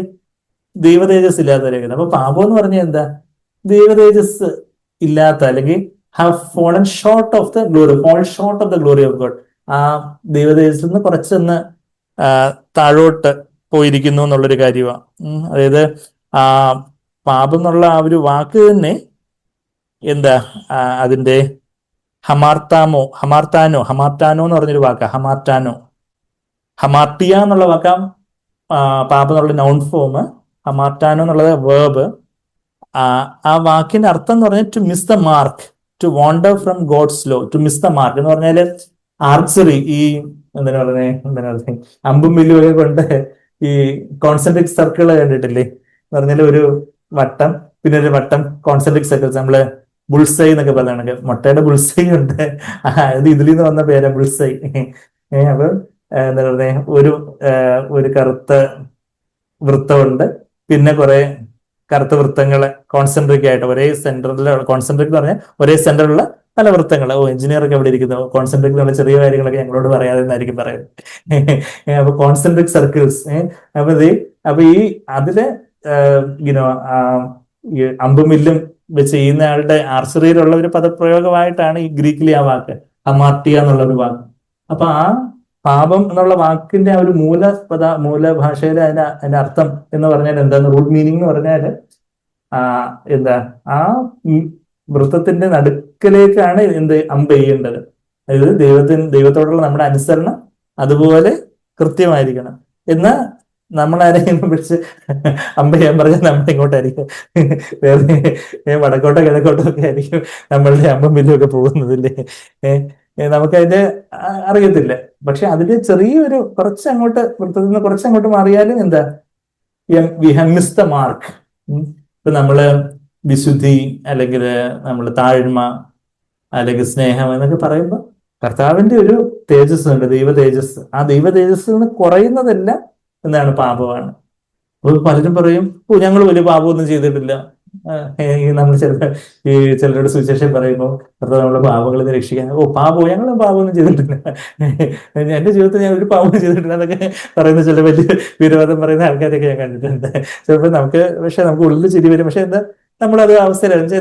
എന്താ പാപം എന്നുള്ളത് അവർക്ക് അറിയത്തില്ല. അവർ ഈ പറയുന്നത് തന്നെ വലിയ പാപമാണ്, ദൈവദോഷമാണ്, ഇപ്പൊ ഒരു പാപവും ചെയ്തിട്ടില്ല, എന്താ പാപം എന്ന് അവർക്ക് അറിയത്തില്ല. ദൈവ തേജസ് എന്ന് പറഞ്ഞാൽ എന്താ? ദൈവ തേജസ് എവിടെയാണ് അതിന്റെ പാരമ്യത്തിൽ വെളിപ്പെട്ടത്? യേശുവിന്റെ ജീവിതത്തില്. അതെവിടെ എഴുതിയിരിക്കുന്നേ? അവന്റെ ജീവിതം അവന്റെ ജീവിതം അടുത്ത് കണ്ട യോഹന്നാൻ അപ്പോസ്തലൻ എന്താ എഴുതി? യോഹന്നാൻ 1:14 വചനം ജഡമായി തീർന്നു, കൃപയും സത്യവും നിറഞ്ഞവനായി അവൻ നമ്മളുടെ ഇടയിൽ പാർത്തു എന്ന് പറയുമ്പോൾ, നമ്മൾ ആ വാക്യത്തിലേക്ക് വരുമ്പോൾ ആ ഒരു നമ്മളെ വിശുദ്ധീകരണം എന്ന് പറയുമ്പോൾ നമ്മൾ എങ്ങോട്ടാ നമ്മൾ നോക്കുന്നേ? യേശുവിലേക്ക് നോക്കുമ്പോൾ അവിടെ ദൈവ തേജസ് നമ്മൾ കാണുന്നേ. വചനം ജഡമായി തീർന്നു, കൃപയും സത്യവും നിറഞ്ഞവനായി നമ്മുടെ ഇടയിൽ പാർത്തു, ഞങ്ങൾ അവന്റെ തേജസ് പിതാവിൽ നിന്ന് ഏകജാതനായവന്റെ തേജസ്സായി കണ്ടു. We saw his glory as of the only begotten from the Father. ആ പിതാവിൽ നിന്നുള്ള ആ തേജസ് അതിന്റെ പരിപൂർണതയോടെ വിളങ്ങിയത് യേശുവിന്റെ ജീവിതത്തിലെ കൃപയും സത്യവും നിറഞ്ഞവനായിട്ടുള്ള ആ യേശുവിന്റെ സ്വഭാവം, ആ ദൈവ തേജസ് ഏറ്റവും കൃത്യമായിട്ട് ദൈവത്തിന്റെ സ്വഭാവം വെളിപ്പെട്ടത് എവിടെ? യേശുവിന്റെ ജീവിതത്തിലെ താഴ്മ, അല്ലെങ്കിൽ ആ ഒരു കാർക്കശ്യം, പാപത്തിനെതിരെ പാരമ്പര്യത്തിനെതിരെയുള്ള ആ ഒരു കർക്കശമായിട്ടുള്ള നിലപാടുകൾ, പിന്നെന്താ കർത്താവിന്റെ ആ ഒരു മനസ്സലിവ്, ആവശ്യത്തിലിരിക്കുന്നവരോടുള്ള കർത്താവിന്റെ ആ ഒരു മനസ്സലിവും കർത്താവിന്റെ ഒരു കമ്പാഷൻ, പാപികളോടുള്ള കർത്താവിന്റെ ഒരു മനസ്സലിവും സ്നേഹവും, ശിഷ്യന്മാരുടെ കാല് കഴുകുന്നത് പോലും എത്ര സ്വാഭാവികമായിട്ട് ചെയ്യുന്ന കർത്താവിന്റെ ഒരു താഴ്മ, ഞാനൊരു ഏതുമില്ല, ഒന്നുമില്ല, ഞാനൊരു മനുഷ്യപുത്രൻ, ഞാൻ ദൈവപുത്രനായിരിക്കും, സർവശക്തനായ ദൈവമായിരിക്കും, ഞാനൊരു ഞാനൊരു മനുഷ്യപുത്രൻ, മനുഷ്യപുത്രനോട് ആരെങ്കിലും പാപം ചെയ്ത ഞാൻ ക്ഷമിച്ചു. വളരെ ലാഘവത്തോടെ ഒരു സാധാരണ മനുഷ്യനായിട്ട് ചിലടത്ത് ചെല്ലുമ്പോൾ അവര് പറഞ്ഞു, ഡെക്കാപോളിസിലോട് ചെല്ലുമ്പോൾ കർത്താവിനോട് പറഞ്ഞു, നീ ഇങ്ങോട്ടൊന്നും വരണ്ട, അതേ പന്നികളൊക്കെ ചത്തു, ഇനിയിപ്പോ ഇങ്ങോട്ട് വന്ന് ബാക്കി ഇനിയിപ്പം പശുവും എരുമയൊക്കെ ഇവിടെ ഉണ്ട്, ഇനിയിപ്പോ അതിനെല്ലാം കൊല്ലാൻ വേണ്ടിയായിരിക്കും നീ വരുന്നത്, അതുകൊണ്ട് ഇങ്ങോട്ടൊന്നും വരണ്ട, ഞങ്ങളുടെ ഓൾറെഡി ഉള്ള ബിസിനസ് കുറെ പോയി, ഇനിയിപ്പം നീ വന്ന് കൂടുതൽ കുളവാക്കൊന്നും വേണ്ട എന്ന് പറഞ്ഞപ്പോ, ഞാൻ ഇതെല്ലാം സൃഷ്ടിച്ച നിങ്ങൾ ഭസ്മമായി തീരട്ടെ എന്ന് പറഞ്ഞ് കർത്താവ് എന്താ അങ്ങനെ ചെയ്യുന്ന കർത്താവ് അതങ്ങ് വിട്ടുപോയി. അതിന്റെ കർത്താവിന്റെ കാൽക്കൽ ഇരുന്ന് യുനോ ഡെലിവേർഡ് ആയിട്ടുള്ള ആ ഭൂതഗ്രസ്തനായ മനുഷ്യൻ, ഭൂതഗ്രസ്തനായിരുന്ന മനുഷ്യനോട് പറഞ്ഞ്, നീ എന്റെ കാൽക്കൽ ഇരുന്ന കാര്യങ്ങളൊക്കെ കേട്ടതല്ലേ, നീ പോയി ദൈവം ചെയ്ത് എന്താന്നുള്ള കാര്യമൊക്കെ പറയുക എന്ന് പറയുന്ന ഒരു കാര്യമൊക്കെ നമ്മളവിടെ മർക്കോസ് 5-ാം അധ്യായത്തിൽ കാണുന്നുണ്ട്. കർത്താവിന്റെ ദിവ്യ തേജസ് അതാ. അപ്പൊ നമ്മളെയും ചിലരെ അസ്വസ്ഥപ്പെടുത്തുമ്പോഴും അലോസരപ്പെടുത്തുമ്പോഴൊക്കെ, അയ്യോ ഈ ശബരിയക്കാര് നിന്നെ സ്വീകരിക്കുന്നില്ല, അതുകൊണ്ട് എന്ത് ചെയ്യണം? സ്വർഗത്തിൽ നിന്ന് നമുക്ക് തീയിറക്കി, ഏലിയാവ് ചെയ്തേക്ക് നിനക്ക് അറിയാവില്ല കർത്താവൊക്കെ. അതുകൊണ്ട് നമ്മുടെ ലൂക്കോസ് 9-ാം അധ്യായത്തിലെ ആ വർഷം നമുക്കറിയാവോ, യേശുവിന്റെ ദിവ്യ സ്വഭാവവും ശിഷ്യന്മാര്, യോഹന്നാൻ ഏറ്റവും സ്നേഹത്തിന് അപ്പോസ്തലനായിട്ട് നമ്മൾ കാണുന്നത്, പക്ഷെ യോഹന്നാനും തന്റെ ആത്മീയ പാപ്പരത്വത്തില് ചില ആത്മീയ ശൈശവത്തില് യോഹന്നാനും യാക്കോബും ഒക്കെ അവര് നല്ല തീഷ്ണതയുള്ള ചെറുപ്പക്കാരായിരുന്നു. അപ്പൊ അവര് പഴയ നിയമത്തിൽ വലിയ കാര്യങ്ങളൊക്കെ കേട്ട് ശീലിച്ചിട്ടുള്ളത്. എന്ത് ഏലിയാവ് തീ ഇറക്കുന്നു, വലിയ എലീഷ ശപിക്കുന്നു, വലിയ വലിയ കാര്യങ്ങൾ, മോശയെ ഒരാൾ എതിർത്ത് പറയുമ്പോഴത്തേക്കും മിരിയാമിന് കുഷ്ഠരോഗം പിടിപെടുന്നു.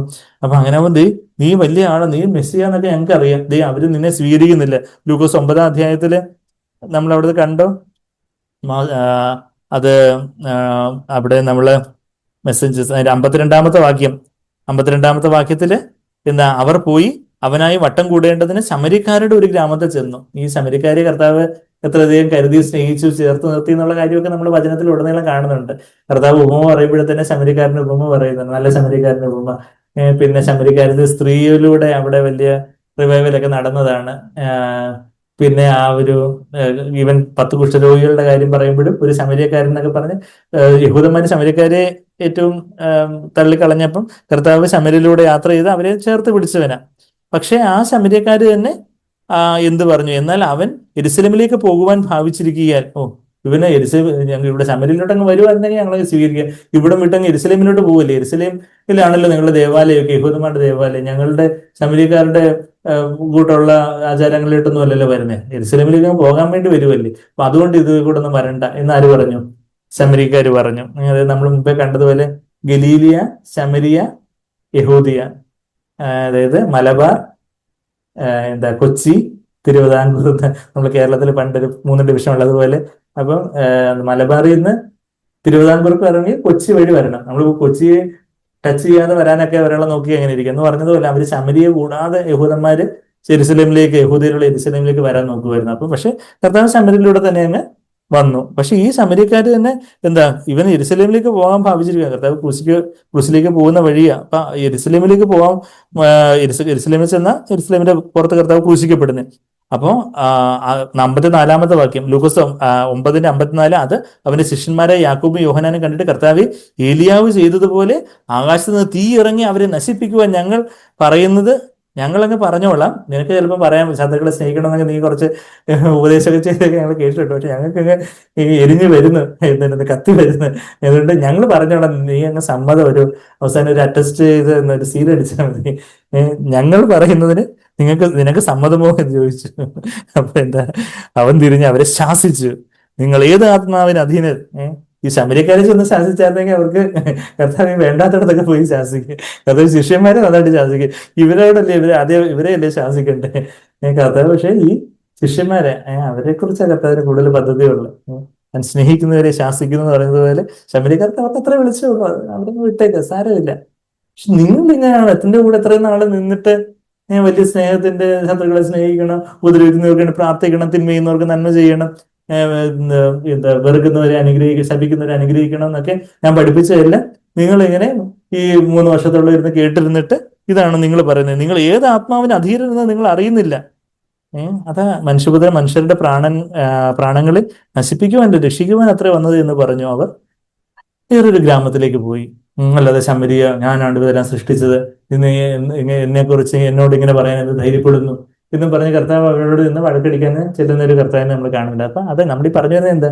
യേശുവിന്റെ സ്വഭാവം, യേശുവിന്റെ ദിവ്യ സ്വഭാവം, അതിൽ ചേരാത്തതായിട്ട് നമ്മുടെ ജീവിതത്തിലുള്ള കാര്യങ്ങൾ, അത് കൺമോഹമാവട്ടെ, ജഡമോഹമാവട്ടെ, ജീവിതത്തിന്റെ പ്രതാപമാവട്ടെ, അതിൽ നിന്നെല്ലാം കർത്താവ് നമുക്ക് വെളിച്ചം തരുമ്പോൾ ദൈവഭയത്തിൽ ആ വിശുദ്ധിയെ തികയ്ക്കുന്ന കാര്യമാണ് നമ്മൾ ഈ കേട്ടുകൊണ്ടിരുന്നത്. ആ ഒരു നമ്മള് കഴിഞ്ഞ ആഴ്ച ആ ഒരു കൊരിന്ത്യർ 7-ാം അധ്യായത്തിലെ വാക്യം നമ്മൾ കണ്ടായിരുന്നു. ദൈവഭയത്തിൽ വിശുദ്ധിയെ തികയ്ക്കണം എന്ന് പറഞ്ഞാല് ഇന്ന് ലോകക്കാര് മനുഷ്യഭയത്തില് ഒരു പുറമെ വിശുദ്ധിയോടെ ജീവിക്കുന്ന ഒത്തിരി പേരുണ്ട്. മനുഷ്യഭയം, പോലീസ് പിടിക്കും, അല്ലെങ്കിൽ ആൾക്കാരെന്ത് വിചാരിക്കും, അയ്യോ എല്ലാവരും അറിയുമല്ലോ, എല്ലാവരും അറിഞ്ഞില്ലെങ്കിൽ കുഴപ്പമൊന്നുമില്ല, എന്ത് ചെയ്താലും കുഴപ്പമൊന്നുമില്ല എന്നുള്ള രീതിയിൽ. പക്ഷെ അതുകൊണ്ട് നമ്മളുടെ ചിന്താ ജീവിതം ശരിക്കും പറഞ്ഞാൽ നമുക്ക് യഥാർത്ഥത്തിൽ ദൈവഭയം ഉണ്ടോ എന്നുള്ളത് നമ്മളുടെ ചിന്താ ജീവിതത്തിൽ നിന്ന് മനസ്സിലാക്കാമെന്ന് പറയുന്നത്. മറ്റു വാഗ്പ്രവർത്തിയൊക്കെ ആൾക്കാരെ കാണിക്കാൻ വേണ്ടി നമ്മൾ ചിലപ്പോൾ കുറച്ചൊന്ന് അടക്കി പിടിച്ച് ഒതുക്കിയൊക്കെ നിൽക്കുമായിരിക്കും. പക്ഷെ നമ്മളുടെ ചിന്തകൾ അല്ലെങ്കിൽ വേറെ ആരും ഇല്ലാതിരിക്കുന്ന സമയത്ത് നമ്മളുടെ പ്രൈവറ്റ് പേഴ്സണൽ ലൈഫ്, അവിടെ യഥാർത്ഥത്തിൽ വിശുദ്ധിയുടെ ടെസ്റ്റ്. നമ്മുടെ ദൈവഭയത്തില് വിശുദ്ധിയെ തികയ്ക്കാം. ജഡത്തിലെ ആത്മാവിനെ കൽമഷങ്ങളിൽ നിന്ന് നമ്മൾ ആ വാക്യം വായിച്ചു കേട്ടു. 2 കൊരിന്ത്യർ 7-ന്റെ 1-ാമത്തെ വാക്യം. വലിയ വാഗ്ദത്തങ്ങൾ, നിങ്ങളെ അശുദ്ധമായതൊക്കെ അശുദ്ധമായത് വിട്ടുതിരിഞ്ഞെന്ന് പറയുമ്പോൾ അവിടെ എന്തൊക്കെ അശുദ്ധമായെന്നുള്ള കാര്യമൊക്കെ നമ്മൾ വായിക്കുന്നുണ്ട്. 2 കൊരിന്ത്യർ 6-ന്റെ 14-ാമത്തെ വാക്യത്തിൽ എന്താ നമ്മൾ വായിക്കുന്നത്? 2 കൊരിന്ത്യർ 6-ന്റെ 14 നമ്മള് യുവാക്കളോടൊക്കെ പറയുമ്പോൾ എപ്പോഴും പറയുന്ന ഒരു വാക്യമാണ്. എന്താ അവിടെ പറഞ്ഞിരിക്കുന്നേ? അവിശ്വാസികളോട് ഇണയില്ല പിണ കൂടരുത് എന്നുള്ളൊരു കാര്യം. അതൊക്കെ പറഞ്ഞിട്ട് ആ ഒരു വാക്യം എല്ലാവർക്കും പരിചയമുണ്ട്, എല്ലാവരും പരിചയപ്പെട്ടോണം. ഇടയ്ക്കൊക്കെ നമ്മളത് പറഞ്ഞില്ലെങ്കിൽ ചിലപ്പം മറന്നുപോയാലോ. നമ്മൾ CFC സഭ പോലെ ഇത്ര വിശുദ്ധ സഭയിൽ ഇതൊക്കെ പറയേണ്ട ആവശ്യമുണ്ടോ? നമ്മുടെ ചെറുപ്പക്കാരൊക്കെ എത്ര വിശുദ്ധരായിട്ടുള്ള ചെറുപ്പക്കാർ, അവരോട് ഇതൊക്കെ അങ്ങനൊന്നും നമ്മുടെ ചിന്ത പോലും അവർക്ക് കാണത്തില്ല. പക്ഷെ ഞാൻ പറയുന്നതനുസരിച്ച് നമ്മളുടെ തന്നെ പല സഭകളിലും ഒക്കെ പല കാര്യങ്ങളൊക്കെ നടക്കുകയും ഒക്കെ ചെയ്യുമ്പോൾ അയ്യോ യേശുവേ, നമ്മളെ നിലവിളിച്ചു നെടുവേർപ്പെട്ടു പോകും. ആ ഒരു അക്രൈസ്തവമായിട്ടുള്ള അല്ലെങ്കിൽ അക്രൈസ്തവമായിട്ടുള്ള അടുത്തു നിന്നുള്ള ആ ഒരു റൊമാൻറ്റിക് റിലേഷൻഷിപ്പിലേക്ക് ചിലർ പോകുന്നു. അങ്ങനെയൊക്കെയുള്ള ഒരു പിന്മാറ്റത്തിലേക്ക് പോകുന്ന ചെറുപ്പക്കാരും പിന്നെന്താ അങ്ങനെയൊക്കെയുള്ള ഒരു ചിലര് അത് ബോണഗീനാണോ ബോണഗീനല്ലേ എന്ന് സംശയിക്കുന്ന തരത്തിലുള്ള ആളുകള്, അവരുമായിട്ടുള്ള കാര്യങ്ങള്, അങ്ങനെയൊക്കെയുള്ള ഒത്തിരി കാര്യങ്ങൾ. അത് നമ്മള് 2 കൊരിന്ത്യർ 6-ന്റെ 14 നിങ്ങൾ അവിശ്വാസികളോട്, ഞാനിത് പറഞ്ഞു വരുന്നത് 2 കൊരിന്ത്യർ 7-ന്റെ 1-ാമത്തെ വാക്യം പറഞ്ഞു വരുന്നേ. എന്താ? ജഡത്തിലെ ആത്മാവിലുള്ള കൽമഷങ്ങൾ പറയുമ്പോൾ അതിന് തൊട്ട് മുമ്പ് പറഞ്ഞിരിക്കുന്ന കാര്യങ്ങളാ. അവിശ്വാസികളോട് ഇണയില്ല പിണ കൂടരുത്. അവിശ്വാസികളായിട്ടുള്ളവര് നിങ്ങൾ കോളേജില്, ഹോസ്റ്റലില് ഒക്കെ പലരും നമ്മളെ സമീപിക്കും. ചില ഇങ്ങനെ ആൾക്കാരെ വളയ്ക്കാനും വീഴ്ത്താനും ഒക്കെ ഓരോരുത്തർക്ക് ഭയങ്കര സ്കില്ല. ഞാൻ ഈ സൈക്കാട്രിസ്റ്റ് ആയതുകൊണ്ട് ഒത്തിരി ഇതുപോലുള്ള ആളുകൾ ഓരോ ദിവസം കാണാനുള്ള ദൗർഭാഗ്യം നമുക്കുണ്ട്. എന്തെല്ലാം തരത്തിലുള്ള കഥകളാണ്. നമുക്ക് പത്രത്തിലൊക്കെ ഇതിന്റെ ഒരു ടിപ്പ് ഓഫ് ദ ഐസ്ബർഗ് ഒക്കെ വരുന്നുള്ളൂ. എന്നാൽ അതിനെക്കാട്ടി വലിയ വലിയ കാര്യങ്ങളാണ് നമ്മുടെ ക്യാമ്പസുകളിലും കോളേജുകളിലും ഒക്കെ നടക്കുന്നത്. പക്ഷെ എങ്ങനെ പെൺകൊച്ചുങ്ങളെ വീഴ്ത്താം, ഈവൻ ആൺകുട്ടികളെ തന്നെ ചില പെൺകൊച്ചുങ്ങൾ വിടാതെ പിന്തുടർന്ന് വീഴ്ത്തുന്ന കേസസ്. പെൺകൊച്ചുങ്ങളും മോശമല്ല, ആൺകുട്ടികളും മോശമല്ല, ചിലപ്പോൾ അപ്പനമ്മമാരും മോശമല്ല. അവർക്കാണെങ്കിൽ അവർ ലോട്ടറി അടിച്ചതുപോലെയുള്ള കാര്യങ്ങൾ, ചില ഏതെങ്കിലും ഒരു സമ്പന്ന കുടുംബത്തിലുള്ള അല്ലെങ്കിൽ കുറച്ച് ഇതൊക്കെ ഉള്ള ഇടത്ത് ഒരു പെൺകൊച്ചിനെ കിട്ടിയാലും ഒരു ആൺകൊച്ചിനെ കിട്ടിയാലും അവര് അപ്പനമ്മമാരും ഇതിന്റെ പുറകെ അവര് ജഡികമായിട്ടുള്ള ചിന്തകളുള്ളവരൊക്കെ കാണാം. അപ്പോൾ അപ്പനമ്മമാരും നമ്മൾ, പക്ഷെ യഥാർത്ഥത്തിലുള്ളൊരു അവിടെ ഒരു ദൈവത്തിന്റെ ഹിതമാണോ വെളിപ്പെടുന്നത്, ദൈവത്തിന്റെ ആലോചനയാണോ, അതോ എന്തോ ചില കാര്യങ്ങളൊക്കെ അങ്ങ് നടക്കുന്നു. ഒരു അവിശ്വാസികളുമായി ഇണയില്ല പിണ കൂടരുന്ന് പറയുമ്പോൾ ഷുഡ് ബി യഥാർത്ഥത്തിലുള്ള അവിടെ ഒരു പാർട്ട്ണർഷിപ്പിന്റെ ഏറ്റവും ബെസ്റ്റ് ഉദാഹരണം വിവാഹം, പിന്നെ അല്ലെങ്കിൽ ഒരുമിച്ചുള്ള ബിസിനസ് പങ്കാളിത്തം, അങ്ങനെയൊക്കെയുള്ള ചില കാര്യങ്ങളിലൊക്കെ വരുമ്പോൾ നമ്മൾ വലിയ വലിയ കാര്യങ്ങളൊക്കെ വലിയ വിശുദ്ധിയുടെ കാര്യങ്ങളൊക്കെ പറയുമ്പോൾ ഇതൊക്കെ വളരെ പ്രായോഗികമായിട്ടുള്ള ചില കാര്യങ്ങൾ ഞാൻ പറയും. വെച്ചാല് നമ്മള് സെക്സ് ലെവൻ മാരേജ് എന്നുള്ള ആ സാക്ബറിന്റെ പുസ്തകത്തിനകത്ത് പേര് പറയുന്നുണ്ട്, അവര് ഈക്വൽ ടെമ്പറേച്ചർ ഉള്ളവരായിരിക്കണം മാരി ചെയ്യുന്നത് എന്ന് പറയും. വെച്ചാല് നിങ്ങളൊരു വളരെ ഫയറി ഹോൾ ഹാർട്ടഡ് ആയിട്ടുള്ള ഒരു കർത്താവിന് വേണ്ടി എരിയാൻ താല്പര്യമുള്ള ഒരു ശിഷ്യയാണെങ്കിൽ പുള്ളി ബോണഗീനാണ്, ആ ബോണഗീൻ സർട്ടിഫിക്കറ്റ് ഒക്കെ ഉണ്ട്, ബാപ്റ്റിസം ഒക്കെ എടുത്തിട്ടുണ്ട്.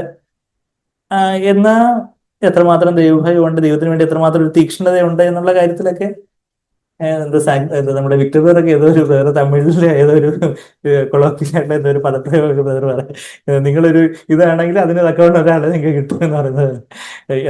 പണ്ട് സാക്ബേർ പറഞ്ഞൊരു ഉദാഹരണം കേട്ടിട്ടുണ്ട്. അതായത് സാക്ബേർ ഏതോ ഒരു യുവാവായിട്ടുള്ള സഹോദരനോട് മാരേജ് ഒന്നും ആലോചിക്കുന്നില്ലേ, ആ സഹോദരൻ വളരെ സത്യസന്ധയോട് പറഞ്ഞു, അതുവരെ ഞാൻ ഇപ്പം കുറച്ച് പിന്മാറ്റത്തില്ല, അപ്പൊ ഇപ്പൊ ഇനി ഞാൻ കല്യാണം ആലോചിച്ച പിന്മാറ്റത്തിലായിട്ടുള്ള ഒരു കൊച്ചിനെ ആയിരിക്കും എനിക്ക് കിട്ടുന്നത്, അതുകൊണ്ട് എനിക്ക് അത് വേണ്ട, അതുകൊണ്ട് ഞാൻ കുറച്ചുകൂടെ ഹോൾ ഹാർട്ടഡ് ആയിട്ട് ഞാൻ കല്യാണം ആലോചിക്കത്തുള്ളൂ, അപ്പം പിന്നെ എനിക്ക് കുറച്ചുകൂടെ. പക്ഷെ വേറെ ആ ഒരു പുള്ളിയുടെ ഓണസ്റ്റിയെ, ഒരു നല്ല കാര്യത്തെ അപ്രീഷിയേറ്റ് ചെയ്യാം, വെരി ഗുഡ്. അതായത് അതുകൊണ്ട് കുറച്ചുകൂടെ ഒന്ന് മാനസാന്തരമൊക്കെ കുറച്ചുകൂടെ ആഴത്തിലൊന്ന് മാനസാന്തരപ്പെട്ട് കുറച്ചുകൂടെ തീക്ഷ്ണതയോടെ നീ ആയിട്ട് കല്യാണം ആലോചിച്ചാൽ മതി.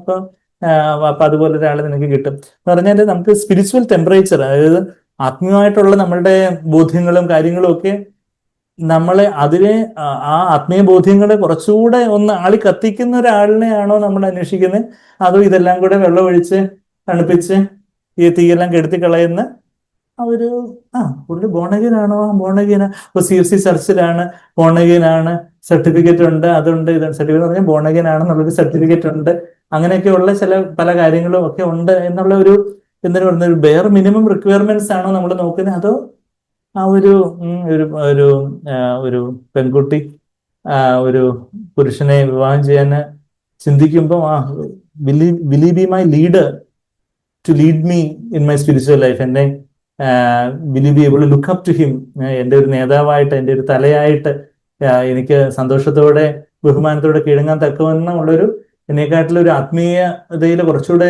എന്നെക്കാട്ടിലും ഒരുപടി മുമ്പോട്ട് നിൽക്കുന്ന ഒരാളാണോ അദ്ദേഹം, എന്നെ ഭാര്യമാര് ഭർത്താക്കന്മാർക്ക് കീഴടങ്ങിയിരിക്കും, അപ്പം പിന്നെ അയ്യോ കീഴടങ്ങണമല്ലോ എന്ന് വിചാരിച്ച് നമ്മൾ ഇതെല്ലാം മൊത്തം ഇങ്ങനെ പാടുപെട്ട് കീഴടങ്ങുന്ന ഒരു തരത്തിലേക്കാണോ, അങ്ങനെയുള്ളൊരു ഇതാണോ വേണ്ടത്, അതോ എന്തെങ്കിലും ഒരു ബെയർ മിനിമം റിക്വയർമെന്റ്സ് ആണോ നമുക്ക് വേണ്ടത്, അതോ നമ്മളെ യഥാർത്ഥത്തിൽ ആത്മീയമായിട്ട് കുറച്ചുകൂടെ ഇപ്പൊ ഒരു പെൺകുട്ടിയെ സംബന്ധിച്ചോളം ലുക്കപ്പ് ചെയ്യാൻ പറ്റുന്ന ഒരാള്, സ്പിരിച്വലി ലുക്കപ്പ് ചെയ്യാൻ പറ്റുന്ന ഒരാള്, spiritual match, സോളിഷ് compatibility, bodily compatibility, എല്ലാത്തിലും ഒരു ആത്മാവ് ദേഹി ദേഹം എന്നുള്ളതിലുള്ള ഒരു കമ്പാറ്റബിലിറ്റിയെ കുറിച്ചൊക്കെ നമ്മൾ സെക്സ് ലെവൻ മാരേജ് എന്നുള്ള പുസ്തകത്തിലൊക്കെ നമ്മൾ വായിക്കുന്നുണ്ട്. മാരേജബിൾ ഏജിലുള്ള ഒത്തിരി പേരല്ല, ചിലരൊക്കെ ഇവിടെ ഉള്ളതുകൊണ്ടും കൂടെ, പിന്നെ അവരുടെ അപ്പനമ്മമാരും ഒക്കെ ഇവിടെ ഉള്ളതുകൊണ്ട് ഞാൻ കാര്യങ്ങളൊക്കെ പറയുന്നത്. അപ്പൊ ഈ വിശുദ്ധിയെ തികയ്ക്കുക എന്ന് പറയുമ്പോൾ ഇങ്ങനെയുള്ള പ്രായോഗികമായിട്ടുള്ള കാര്യങ്ങളിൽ വലിയൊരു കാര്യമാണ് കർത്താവേ, എനിക്ക് അതുപോലെ എനിക്ക് ആത്മീയമായിട്ട് എനിക്ക് വലിയ തീക്ഷ്ണതയും കാര്യങ്ങളും, അപ്പൊ അതുപോലെ എന്നെ അതുപോലെ നയിക്കാൻ സാധിക്കുന്ന ഒരാള്.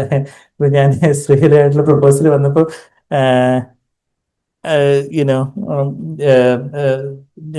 ഞങ്ങൾ ഈ പ്രപ്പോസൽ വന്ന് സംസാരിക്കാൻ നിങ്ങള് കാര്യങ്ങൾ ഒരുമിച്ച് ഒന്ന് സംസാരിക്കാൻ അവിടെ എൽഡേഴ്സ് ആയിട്ടുള്ള സഹോദരങ്ങള് ഞങ്ങളോട് കുറച്ച് അല്പസമയം തന്നപ്പോൾ ഞങ്ങള് പല കാര്യങ്ങളൊക്കെ കുറച്ച് കാര്യങ്ങളൊക്കെ സംസാരിക്കുകയൊക്കെ ചെയ്തപ്പം എങ്ങനെയുള്ളൊരു മാരേജ് പാർട്ട്ണറെയാണ് ആഗ്രഹിക്കുന്നത് എന്നുള്ള കാര്യം ഞാൻ ശ്രീലയോട് ചോദിച്ചു.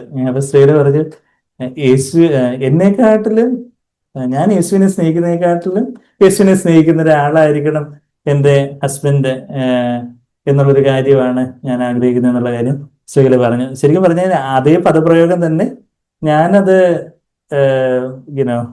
എൻ്റെ മാരേജ് പ്രപ്പോസൽസ് ഒക്കെ കൺസിഡർ ചെയ്യുന്ന സമയത്ത് പല സഹോദരങ്ങളൊക്കെ എന്താ സന്ദീപ് ബ്രദറെ എന്താ എങ്ങനെയുള്ള ആളെ വേണ്ടെന്നുള്ള കാര്യം ചോദിക്കുമ്പോൾ പലപ്പോഴും ഞാൻ ആ ഡയലോഗ് പലരോടും പറഞ്ഞിട്ടുണ്ട്. പക്ഷെ ആ ഡയലോഗ് സ്ത്രീയിലെ തന്നെ കേട്ടിട്ടില്ല എന്നുള്ളത് എനിക്ക് ഉറപ്പാണ്. പക്ഷേ അതേ കാര്യം തന്നെ ഞാൻ പലരോടും പറഞ്ഞുള്ള, ഞാൻ കർത്താവിനെ സ്നേഹിക്കുന്നതിനെക്കാട്ടിലും കൂടുതലായിട്ട് കർത്താവിനെ സ്നേഹിക്കുന്ന ഒരാളായിരിക്കണം എൻ്റെ മാരേജ് പാർട്ട്ണർ എന്നുള്ളൊരു, എൻ്റെ ഭാര്യ എന്നുള്ളൊരു ഒരു ആഗ്രഹം എനിക്കുള്ളത്. അല്ലാതെ വേറെ ഭൗതികമായിട്ടുള്ള കാര്യങ്ങളോ ജാതിയോ മതമോ നിങ്ങൾക്ക് തന്നെ അറിയാം, ഞങ്ങൾ രണ്ടുപേരും രണ്ട് ജാതിയിൽപ്പെട്ടവരാണ്.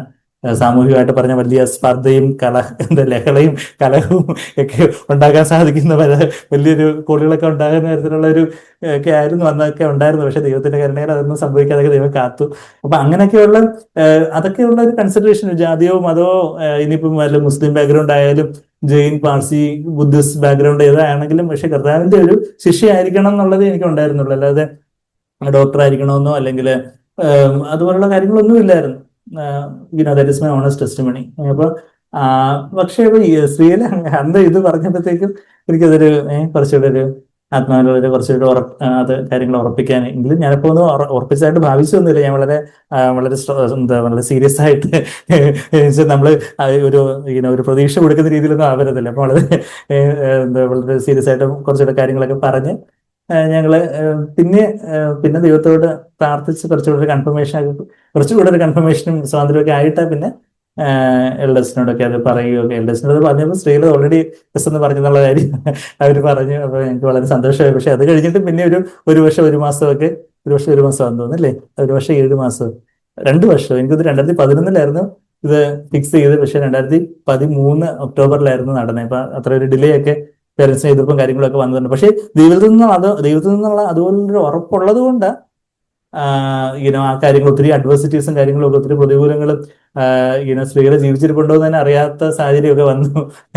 അപ്പൊ നമ്മുടെ തന്നെ നല്ല സഹോദരന്മാര് തന്നെ എന്താ വേറെ പ്രപ്പോസൽ കൊണ്ടുവരട്ടെ എന്ന് ചോദിച്ചപ്പോൾ ഞാൻ പറഞ്ഞു, ഒന്നുകിൽ സ്ത്രീകൾ തന്നെ പറയണം ഈ പ്രപ്പോസൽ വേണ്ടെന്ന് പറയണം, അല്ലെങ്കിൽ ഇപ്പൊ സ്ത്രീകൾ ജീവിച്ചിരിപ്പില്ല എന്നാണ് അറിയുവാന്നിരിക്കട്ടെ. അങ്ങനെയാണെങ്കിൽ ഞാൻ വേറൊരു പ്രപ്പോസൽ കൺസിഡർ ചെയ്യത്തുള്ളൂ എന്ന് സഹോദരങ്ങളോട് പറയുന്നൊക്കെ ഞാൻ ഉള്ളതുകൊണ്ട് ഞാൻ പറഞ്ഞു വന്നതെന്ന് വെച്ചാൽ എന്താ, ഈ ഒരു അവിശ്വാസികളോട് ഇണയില്ലാപ്പിണ കൂടരുത്, അങ്ങനെയൊക്കെ. അപ്പൊ ആ ഒരു നമ്മളുടെ മാരേജ് എന്ന് പറയുമ്പോൾ അതൊരു എന്തോ ഒരു കുട്ടിക്കളി മാതിരിയുള്ള കാര്യങ്ങളൊന്നും അല്ല. അത് ഒരു ആത്മീയമായിട്ടുള്ള, നമ്മളെ അധികമായിട്ട് അധികമായിട്ട് കർത്താവിനോട് അടുക്കാൻ സഹായിക്കുന്ന ഒരു മാരേജ് പാർട്ട്ണർ. അതിനുവേണ്ടിയുള്ള ഒരു മാരേജ് പ്ലേജ് ആയിട്ടുള്ള പലരും നമ്മളുടെ ഇടയിലുണ്ട്. അതുപോലുള്ളൊരു പ്രാർത്ഥന നിങ്ങൾക്കുണ്ടോ? അപ്പൊ അതാ ജഡത്തിലെ ആത്മാവിലെ കൽമഷങ്ങളെ കഴുകുന്നതിന് മുമ്പായിട്ട് ആ കാര്യങ്ങളൊക്കെ അവിടെ പറഞ്ഞേക്കുന്നത്.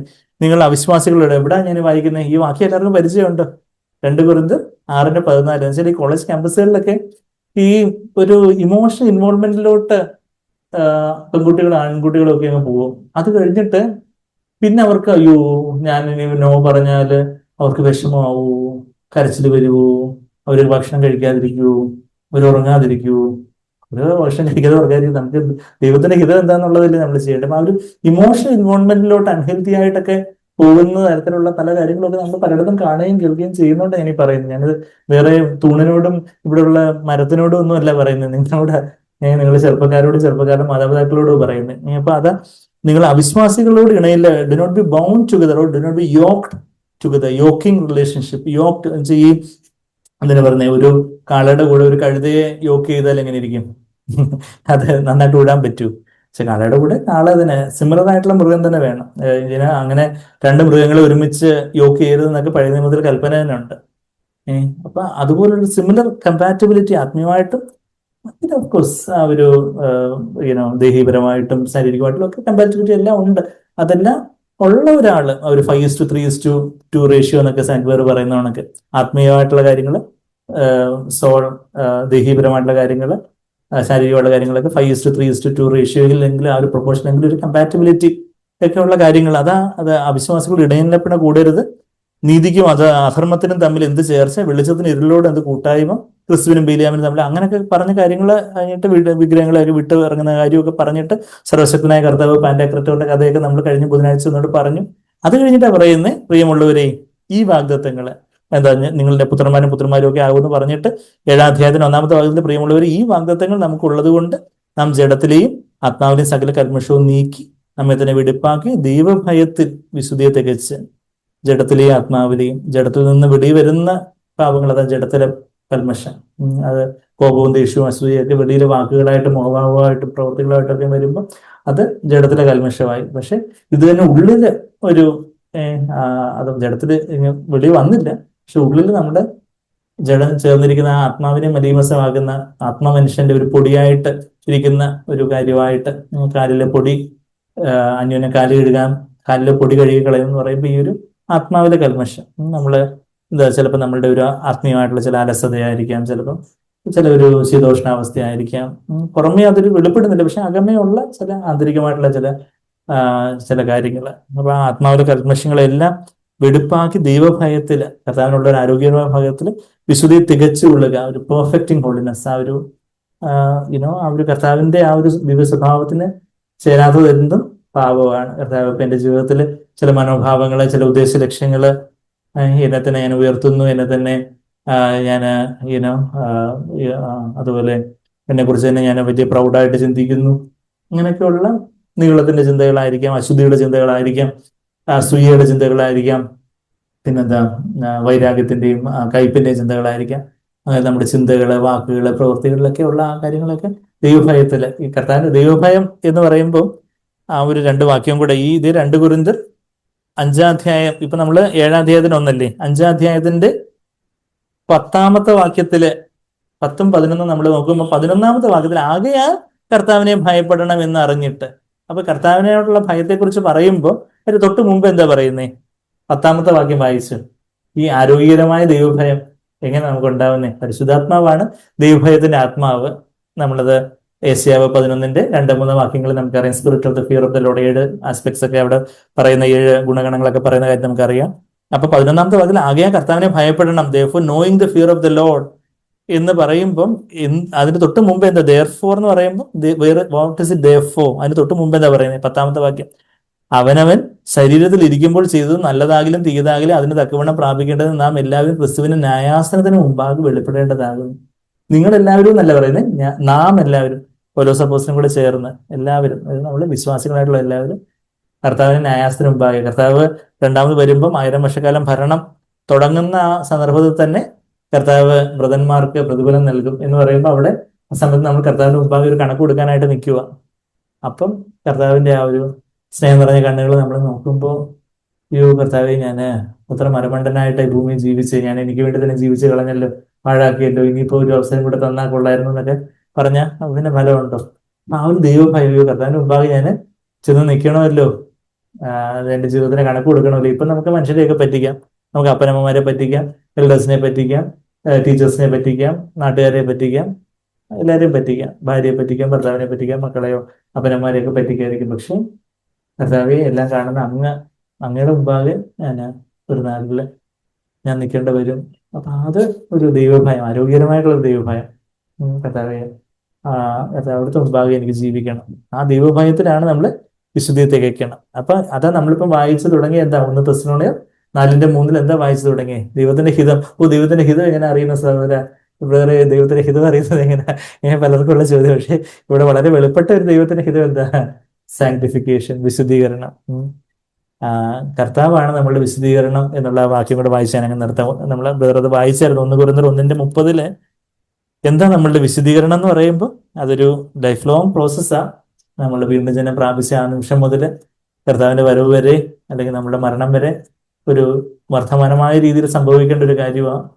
ആ നട്ടുച്ച സൂര്യന്റെ വെളിച്ചത്തോളം അത് പ്രകാശിതമായിട്ട് വരുന്ന ഒരു കാര്യം നമ്മൾ വായിക്കുന്നത്. അവിടെ 30-ാമത്തെ വാക്യം, 1 കൊരിന്ത്യർ 1:30 നിങ്ങളോ അവനാൽ ക്രിസ്തുവിൽ ഇരിക്കുന്നു, അവൻ നമുക്ക് ദൈവത്തിൽ നിന്ന് ജ്ഞാനവും നീതിയും ശുദ്ധീകരണവും വീണ്ടെടുപ്പുമായി തീർന്നു. ദൈവത്തിൽ നിന്ന്, അവിടുന്നാണ് നമ്മളുടെ ജ്ഞാനം, കർത്താവിനെ തിരഞ്ഞെടുക്കാനുള്ള ഒരു ജ്ഞാനം, കർത്താവിനെ തിരഞ്ഞെടുത്ത് നമ്മൾ രക്ഷിക്കപ്പെട്ട് കർത്താവ് നമുക്ക് നീതിയായി തീർന്നു. പിന്നെ ശുദ്ധീകരണം, പിന്നെ വീണ്ടെടുപ്പ്, അവിടെ ഗ്ലോറിഫിക്കേഷൻ, കർത്താവ് നമുക്ക് പുനരുദ്ധാന ശരീരമായിട്ടുള്ള ഒരു വീണ്ടെടുപ്പ്, ആ ഒരു റിഡംഷൻ നടക്കുന്നു. അപ്പൊ ആ ശുദ്ധീകരണം അതാരാ? കർത്താവ് തന്നെ. കർത്താവിനെ നമ്മുടെ ശുദ്ധീകരണം എന്ന് പറയുമ്പോൾ നമുക്ക് നമ്മളായിട്ടെന്തോ നമ്മളുടെ സ്വയത്തിലുള്ള ഒരു ശുദ്ധീകരണമല്ല, മറിച്ച് കർത്താവിലേക്ക് നമ്മൾ അടുത്തു വരുന്നു. കർത്താവിന്റെ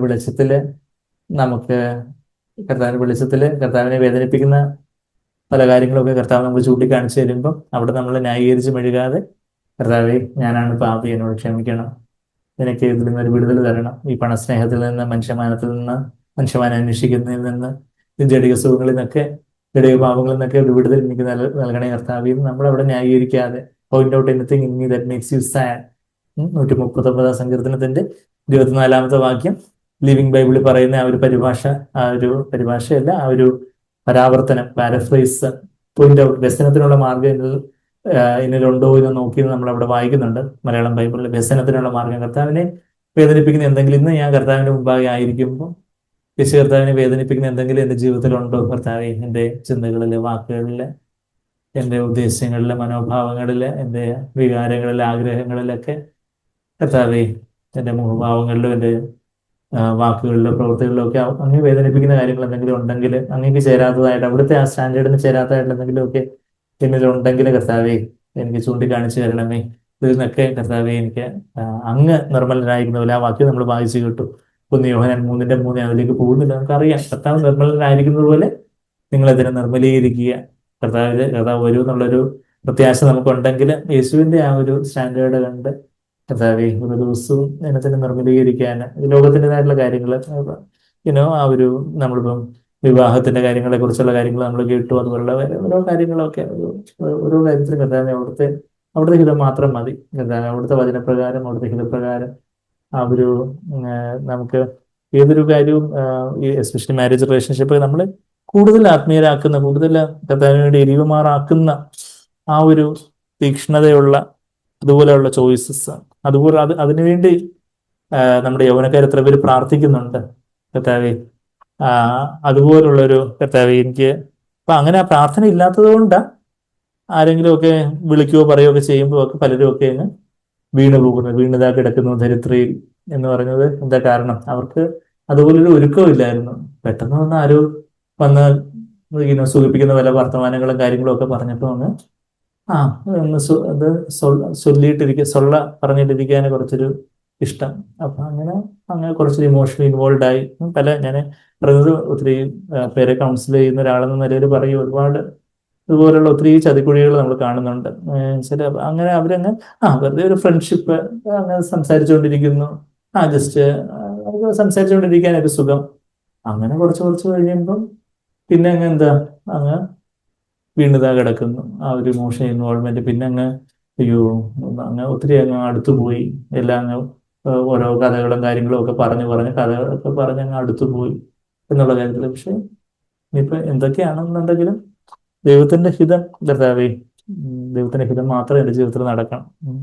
അപ്പൊ ആ ഒരു പ്രാർത്ഥന നിങ്ങൾ കുഞ്ഞുനാളിലായിരിക്കുമ്പോൾ തന്നെ ദൈവമേ അങ്ങ് എനിക്ക് വേണ്ടി ഒരു മാരേജ് പാർട്ട്ണർ ഒരുക്കിയിട്ടുണ്ട്, അത് മാത്രം മതി എനിക്ക്. ബാക്കി ഒത്തിരി ടെംപ്ടേഷൻസ്, നിങ്ങൾ സ്കൂളിൽ പഠിക്കുന്ന പിള്ളേരാവട്ടെ, കോളേജിൽ പഠിക്കുന്ന പിള്ളേരാവട്ടെ, ബാക്കി ഒത്തിരി പ്രലോഭനങ്ങളും കാര്യങ്ങളും ഒക്കെ ഉണ്ടാവും.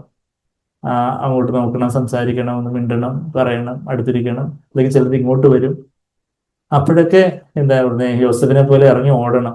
പോത്തിഫറിന്റെ ഭാര്യ വന്ന് വിളിച്ചപ്പോ അവിടെ വസ്ത്രവും ഇട്ടുകൊണ്ട് ഇറങ്ങി ഓടിയതുപോലെ ഫ്ലീ ഫ്രം യൂത്ത്ഫുൾനെസ്, അവർ വിട്ടോടണം.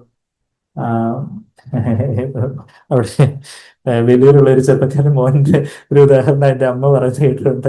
അപ്പൊ ആ മോന്റെ ക്ലാസ്സിൽ ഒരു പെൺകുച്ച് എപ്പോഴും വന്ന് ഈ പയ്യനോട് വന്ന് ഡൗട്ട് ചോദിക്കും. ഞാൻ പേരൊന്നും പറയുന്നില്ല. പയ്യൻ നല്ലൊരു ദൈവമുള്ള പയ്യൻ. അവര് ബാക്കിയുള്ള ക്രിസ്ത്യാനി കൊച്ചുങ്ങളൊക്കെ തന്നെ അവര് വേറെ സഭകളിലൊക്കെ പോകുന്നതായിരിക്കും.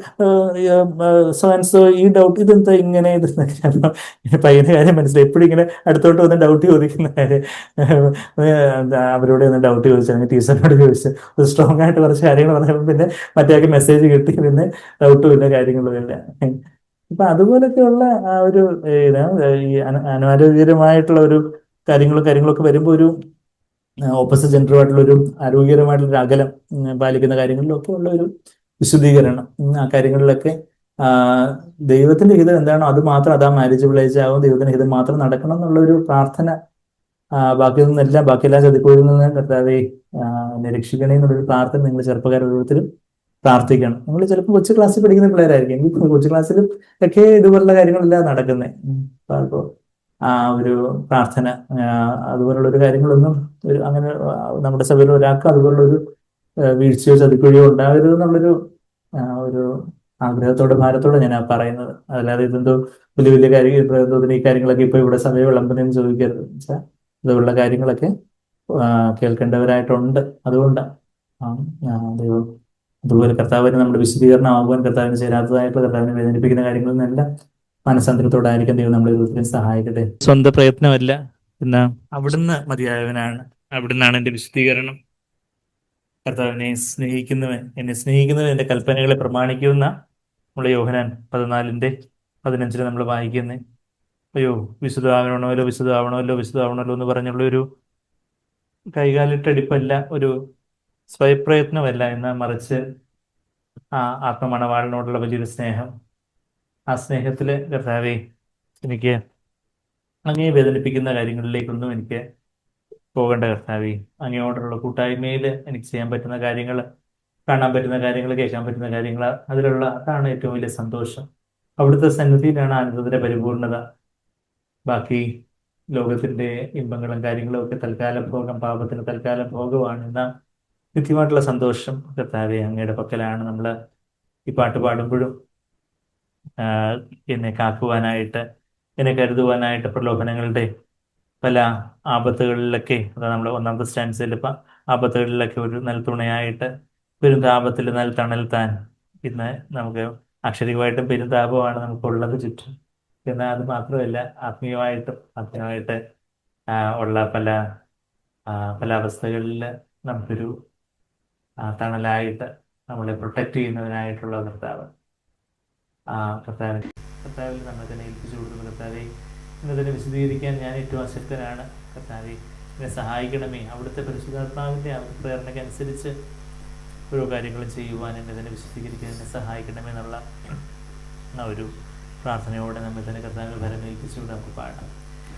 എന്നെ കരുതുവാൻ കാക്കുവാൻ പാലിപ്പാൻ യേശു എന്നും മതിയായവൻ. എന്നെ കരുതുവാൻ കാക്കുവാൻ പാലിപ്പാൻ യേശു എന്നും മതിയായവൻ. വരുമാപത്തിൽ നൽതുണതാ, പേരും താപത്തിൽ നൽതണൽ താ. വരുമാപത്തിൽ നൽതുണതാ, പേരും താപത്തിൽ നൽതണൽ താ. ഇരുൾ മൂടുമെൻ ജീവിത പാതയിലും തരും വെളിച്ചവും അഭയവും താ. ഇരുൾ മൂടുമെൻ ജീവിത പാതയിലും തരും വെളിച്ചവും അഭയവും താ. എന്നെ കരുതുവാൻ കാക്കുവാൻ പാലിപ്പാൻ യേശു എന്നും മതിയായവൻ. മർത്യരാരിലും ഞാൻ സഹായം തെല്ലും തേടുകില്ല നിശ്ചയം. മർത്യരാരിലും ഞാൻ സഹായം തെല്ലും തേടുകില്ല നിശ്ചയം. ജീവനാഥനാവശ്യങ്ങളറിഞ്ഞു ജീവനാളെല്ലാം നടത്തിടുമേ. ജീവനാഥനാവശ്യങ്ങളറിഞ്ഞു ജീവനാളെല്ലാം നടത്തിടുമേ. എന്നെ കരുതുവാൻ കാക്കുവാൻ പാലിപ്പാൻ യേശു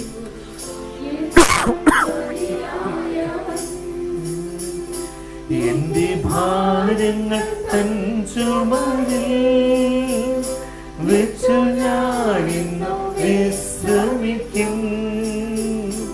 എന്റെ ഭാരങ്ങൾ തൻ ചുമലിൽ വെച്ചു ഞാനിന്നു വിശ്രമിക്കും.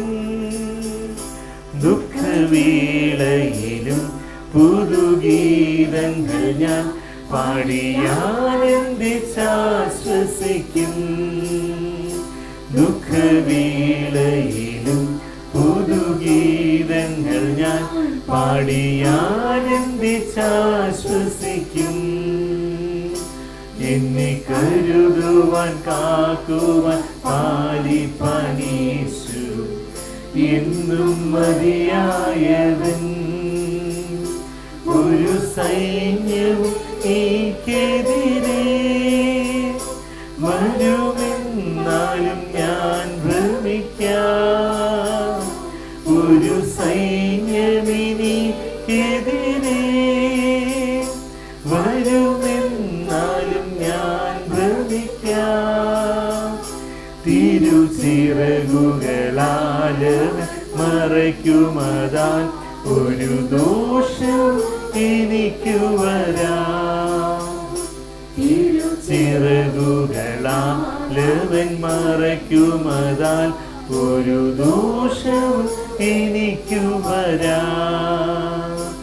എന്നെ കരുതുവാൻ കാക്കുവാൻ പാലിപ്പാൻ യേശു എന്നും മതിയായവൻ. വാസസ്ഥലം ഒരുക്കി വരും പ്രാണപ്രിയൻ നിലവിൽ. വിണ്ണിൽ വാസസ്ഥലമൊരുക്കി വരും പ്രാണപ്രിയൻ നിലവിൽ. അന്നു ഞാനവൻ മാറിൽ മറഞ്ഞിടുമേ, കണ്ണീർ പൂർണ്ണമായി തോന്നിടുമേ. അന്നു ഞാനവൻ മാറിൽ മറഞ്ഞിടുമേ, കണ്ണീർ പൂർണ്ണമായി തോന്നിടുമേ. എന്നെ കരുതുവാൻ കാക്കുവാൻ പാലിപ്പാൻ യേശു എന്നും മതിയായവൻ. എന്നെ കരുതുവാൻ കാക്കുവാൻ പാലിപ്പാൻ യേശു എന്നും മതിയായവൻ. അതെ കർത്താവേ, അവിടുന്നാണ് ഞങ്ങളെ കരുതുവാനായിട്ടും കാക്കുവാനായിട്ടും പാലിപ്പാനായിട്ടും മതിയായവനായിട്ടുള്ളത്. ഞങ്ങൾക്ക് സ്വയം കരുതാനോ പാലിപ്പാനോ വിശുദ്ധി ഞങ്ങളതിനെ സൂക്ഷിച്ചു കൊള്ളുവാനോ ഒന്നും ഞങ്ങള് ഏറ്റവും അശക്തരാണല്ലോ കർത്താവേ. എത്ര എത്ര ബലഹീനമായിട്ടുള്ളൊരു ജഡം, ഒരു നന്മയില്ലാത്തൊരു ജഡത്തിലാണ് ഞങ്ങളായിരിക്കുന്നത്. എന്നാൽ ആലയത്തിലെ എല്ലാ വസ്തുവകകളും എല്ലാ പാത്രങ്ങളും എല്ലാം കർത്താവിന് വിശുദ്ധമായിട്ട് അത് വേർതിരിക്കപ്പെട്ട് യെരൂശലേം ദേവാലയത്തിലുള്ള എല്ലാ പാത്രങ്ങളും അതിന് ഒരു ദേശവുമുള്ളൂ. ആ പാത്രങ്ങൾക്ക് അത് യഹോവയായ അതിവിശുദ്ധനായ ദൈവത്തിന്റെ ശുശ്രൂഷയ്ക്കായിട്ടുള്ള പാത്രങ്ങളാണ്. അത് വേറെ ആർക്കെങ്കിലും കഞ്ഞിയും കറിയും വെക്കാനുള്ള പാത്രങ്ങളല്ല. കർത്താവേ, ഞങ്ങൾ സഭയായിട്ട് അവിടുത്തെ ആലയമായിരിക്കുന്നു. ഞങ്ങളെ വ്യക്തിപരമായിട്ടും കർത്താവേ അവിടുത്തെ ദേവാലയമാണ്. ഞങ്ങളിലുള്ള ഒരു ആഗ്രഹങ്ങളും ഞങ്ങളുടെ കണ്ണുകളാവട്ടെ, ഞങ്ങളുടെ നാവാവട്ടെ, ഞങ്ങളുടെ കാതുകളാകട്ടെ, ഞങ്ങളുടെ ചിന്തകൾ, ഞങ്ങളുടെ തലച്ചോറ് ഉള്ള ഞങ്ങളുടെ ചിന്തകളെ, ഞങ്ങളുടെ ഓരോ മനോഭാവങ്ങളും കാര്യങ്ങളും ഞങ്ങളുടെ കൈകാര്യങ്ങളും കൊണ്ട് ഞങ്ങൾ ചെയ്യുന്ന കാര്യങ്ങൾ കർത്താവേ എല്ലാം അവിടത്തേക്ക് വിശുദ്ധമായിട്ട് കർത്താവേ എല്ലാം എണ്ണപ്പെടുവാനൊക്കെ വേണം. കോൺസിക്രേറ്റഡ് ആവുക, ബി സെറ്റ് അപ്പാർട്ട്, ലോകത്തിൽ നിന്ന് കർത്താവേ വേർതിരിക്കപ്പെട്ടവരായിട്ട് വലിയൊരു വേർപാടിന്റെ വലിയൊരു വന്മതിൽ ഞങ്ങളുടെ ജീവിതത്തിൽ, ഞങ്ങളുടെ കുടുംബത്തില്, ഞങ്ങളുടെ സഭയിൽ ഉണ്ടാകട്ടെ കർത്താവേ. ഞങ്ങൾ ഓരോരുത്തരെ ഞങ്ങൾ സഹായിക്കണം, പരിശുദ്ധാത്മാവിനെ നിറയ്ക്കണം. ഇതെങ്ങനെ സാധിക്കും എന്ന് മറിയം ചോദിച്ചതുപോലെ ഈ 21-ാം നൂറ്റാണ്ടില് ഇത് സാധിക്കുമോ? യേശുവിനെ ഒഴിവാക്കുവാൻ എങ്ങനെ സാധിക്കും? യേശുവിന്റെ ദിവ്യ സ്വഭാവം പിന്നീട് വെളിപ്പെടുവാൻ, യേശുവിനെ ജീവിക്കാൻ എങ്ങനെ സാധിക്കും?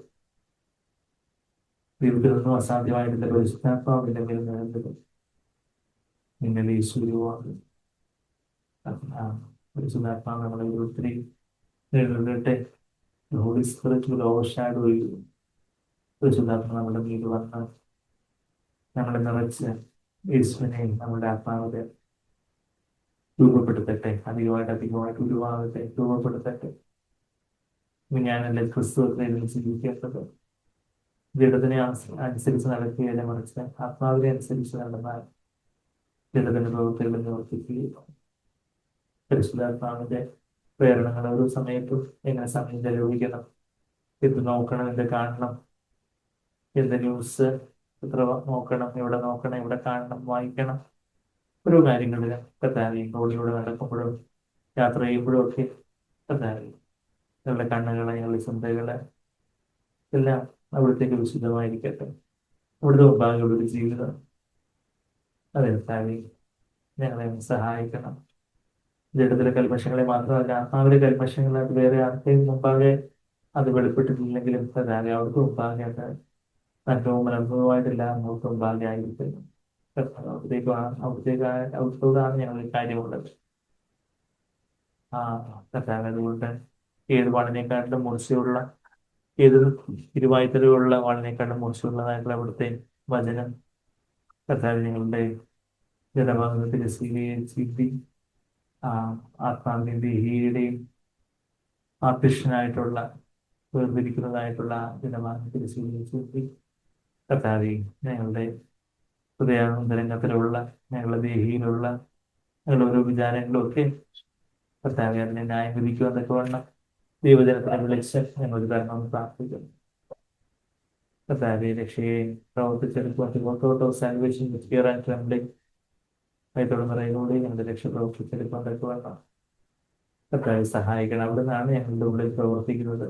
അവരുടെ തിരുവള്ളം ഉണ്ടായിട്ട് ഇച്ഛിക്കാനും പ്രവർത്തിക്കാനും ഒക്കെ ആഗ്രഹം തരുന്നതും അവിടുത്തെ വിശുദ്ധിയിലേക്കുള്ള ഒരു ആഗ്രഹവും കർത്താവെ അതിനായിട്ടുള്ള ശക്തിയൊക്കെ അവിടെ നിന്നാണ് ഞങ്ങളുടെ ഉള്ളിൽ പകരുന്നത് കൊണ്ട് അവിടുന്ന് തരുന്ന, അവിടുന്ന് വർക്കിൻ ചെയ്യുന്ന കാര്യങ്ങൾ വർക്കൗട്ട് ചെയ്യുവാൻ കർത്താവെ അവിടുത്തെ പരിശുദ്ധാത്മപ്രേരണയ്ക്ക് അനുസരിച്ച് ഞങ്ങളുടെ ചിന്തകളും വാക്കുകളും പ്രവൃത്തികളും ആവട്ടെ, ഞങ്ങളുടെ സമയം ചെലവഴിക്കുന്നതും പണം ചെലവഴിക്കുന്നതും ഞങ്ങൾ സംസാരിക്കുന്ന വാക്കുകളും എല്ലാം അവിടത്തേക്ക് കർത്താവെ അറ്റസ്റ്റ് ചെയ്യാൻ തക്കവണ്ണമുള്ള ഒരു എൻ്റെ പ്രിയപുത്രൻ, എൻ്റെ പ്രിയപുത്രി ഇവരെ ഞാൻ പ്രസാദിച്ചിരിക്കുന്നു എന്ന സ്വർഗത്തിന്റെ ഒരു സർട്ടിഫിക്കറ്റ് അതുമായി കർത്താവെ ബാക്കി ലോകത്തിന്റെ ഞങ്ങളുടെ ലോകത്തിന്റെ മുമ്പാകെ FFCS ഡിഗ്രി മതി, ഫൂൾസ് ഫോർ ക്രൈസ്റ്റ് മതി, ലോകത്തിന്റെ മുമ്പാകെ ക്രിസ്തുവിന് വേണ്ടിയുള്ള ഘോഷന്മാരായിരിക്കട്ടെ എന്ന കർത്താവിന്റെ സർട്ടിഫിക്കറ്റ് ഞങ്ങൾക്ക് മതി.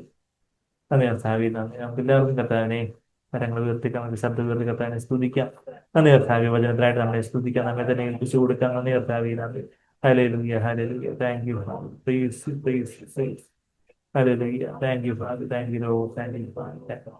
ഞങ്ങൾക്ക് ഏൽപ്പിക്കുന്ന സ്തുതിക്കുന്ന നന്ദി കർത്താവെ. അവിടുത്തെ വചനത്തിനായിട്ട് നന്ദി.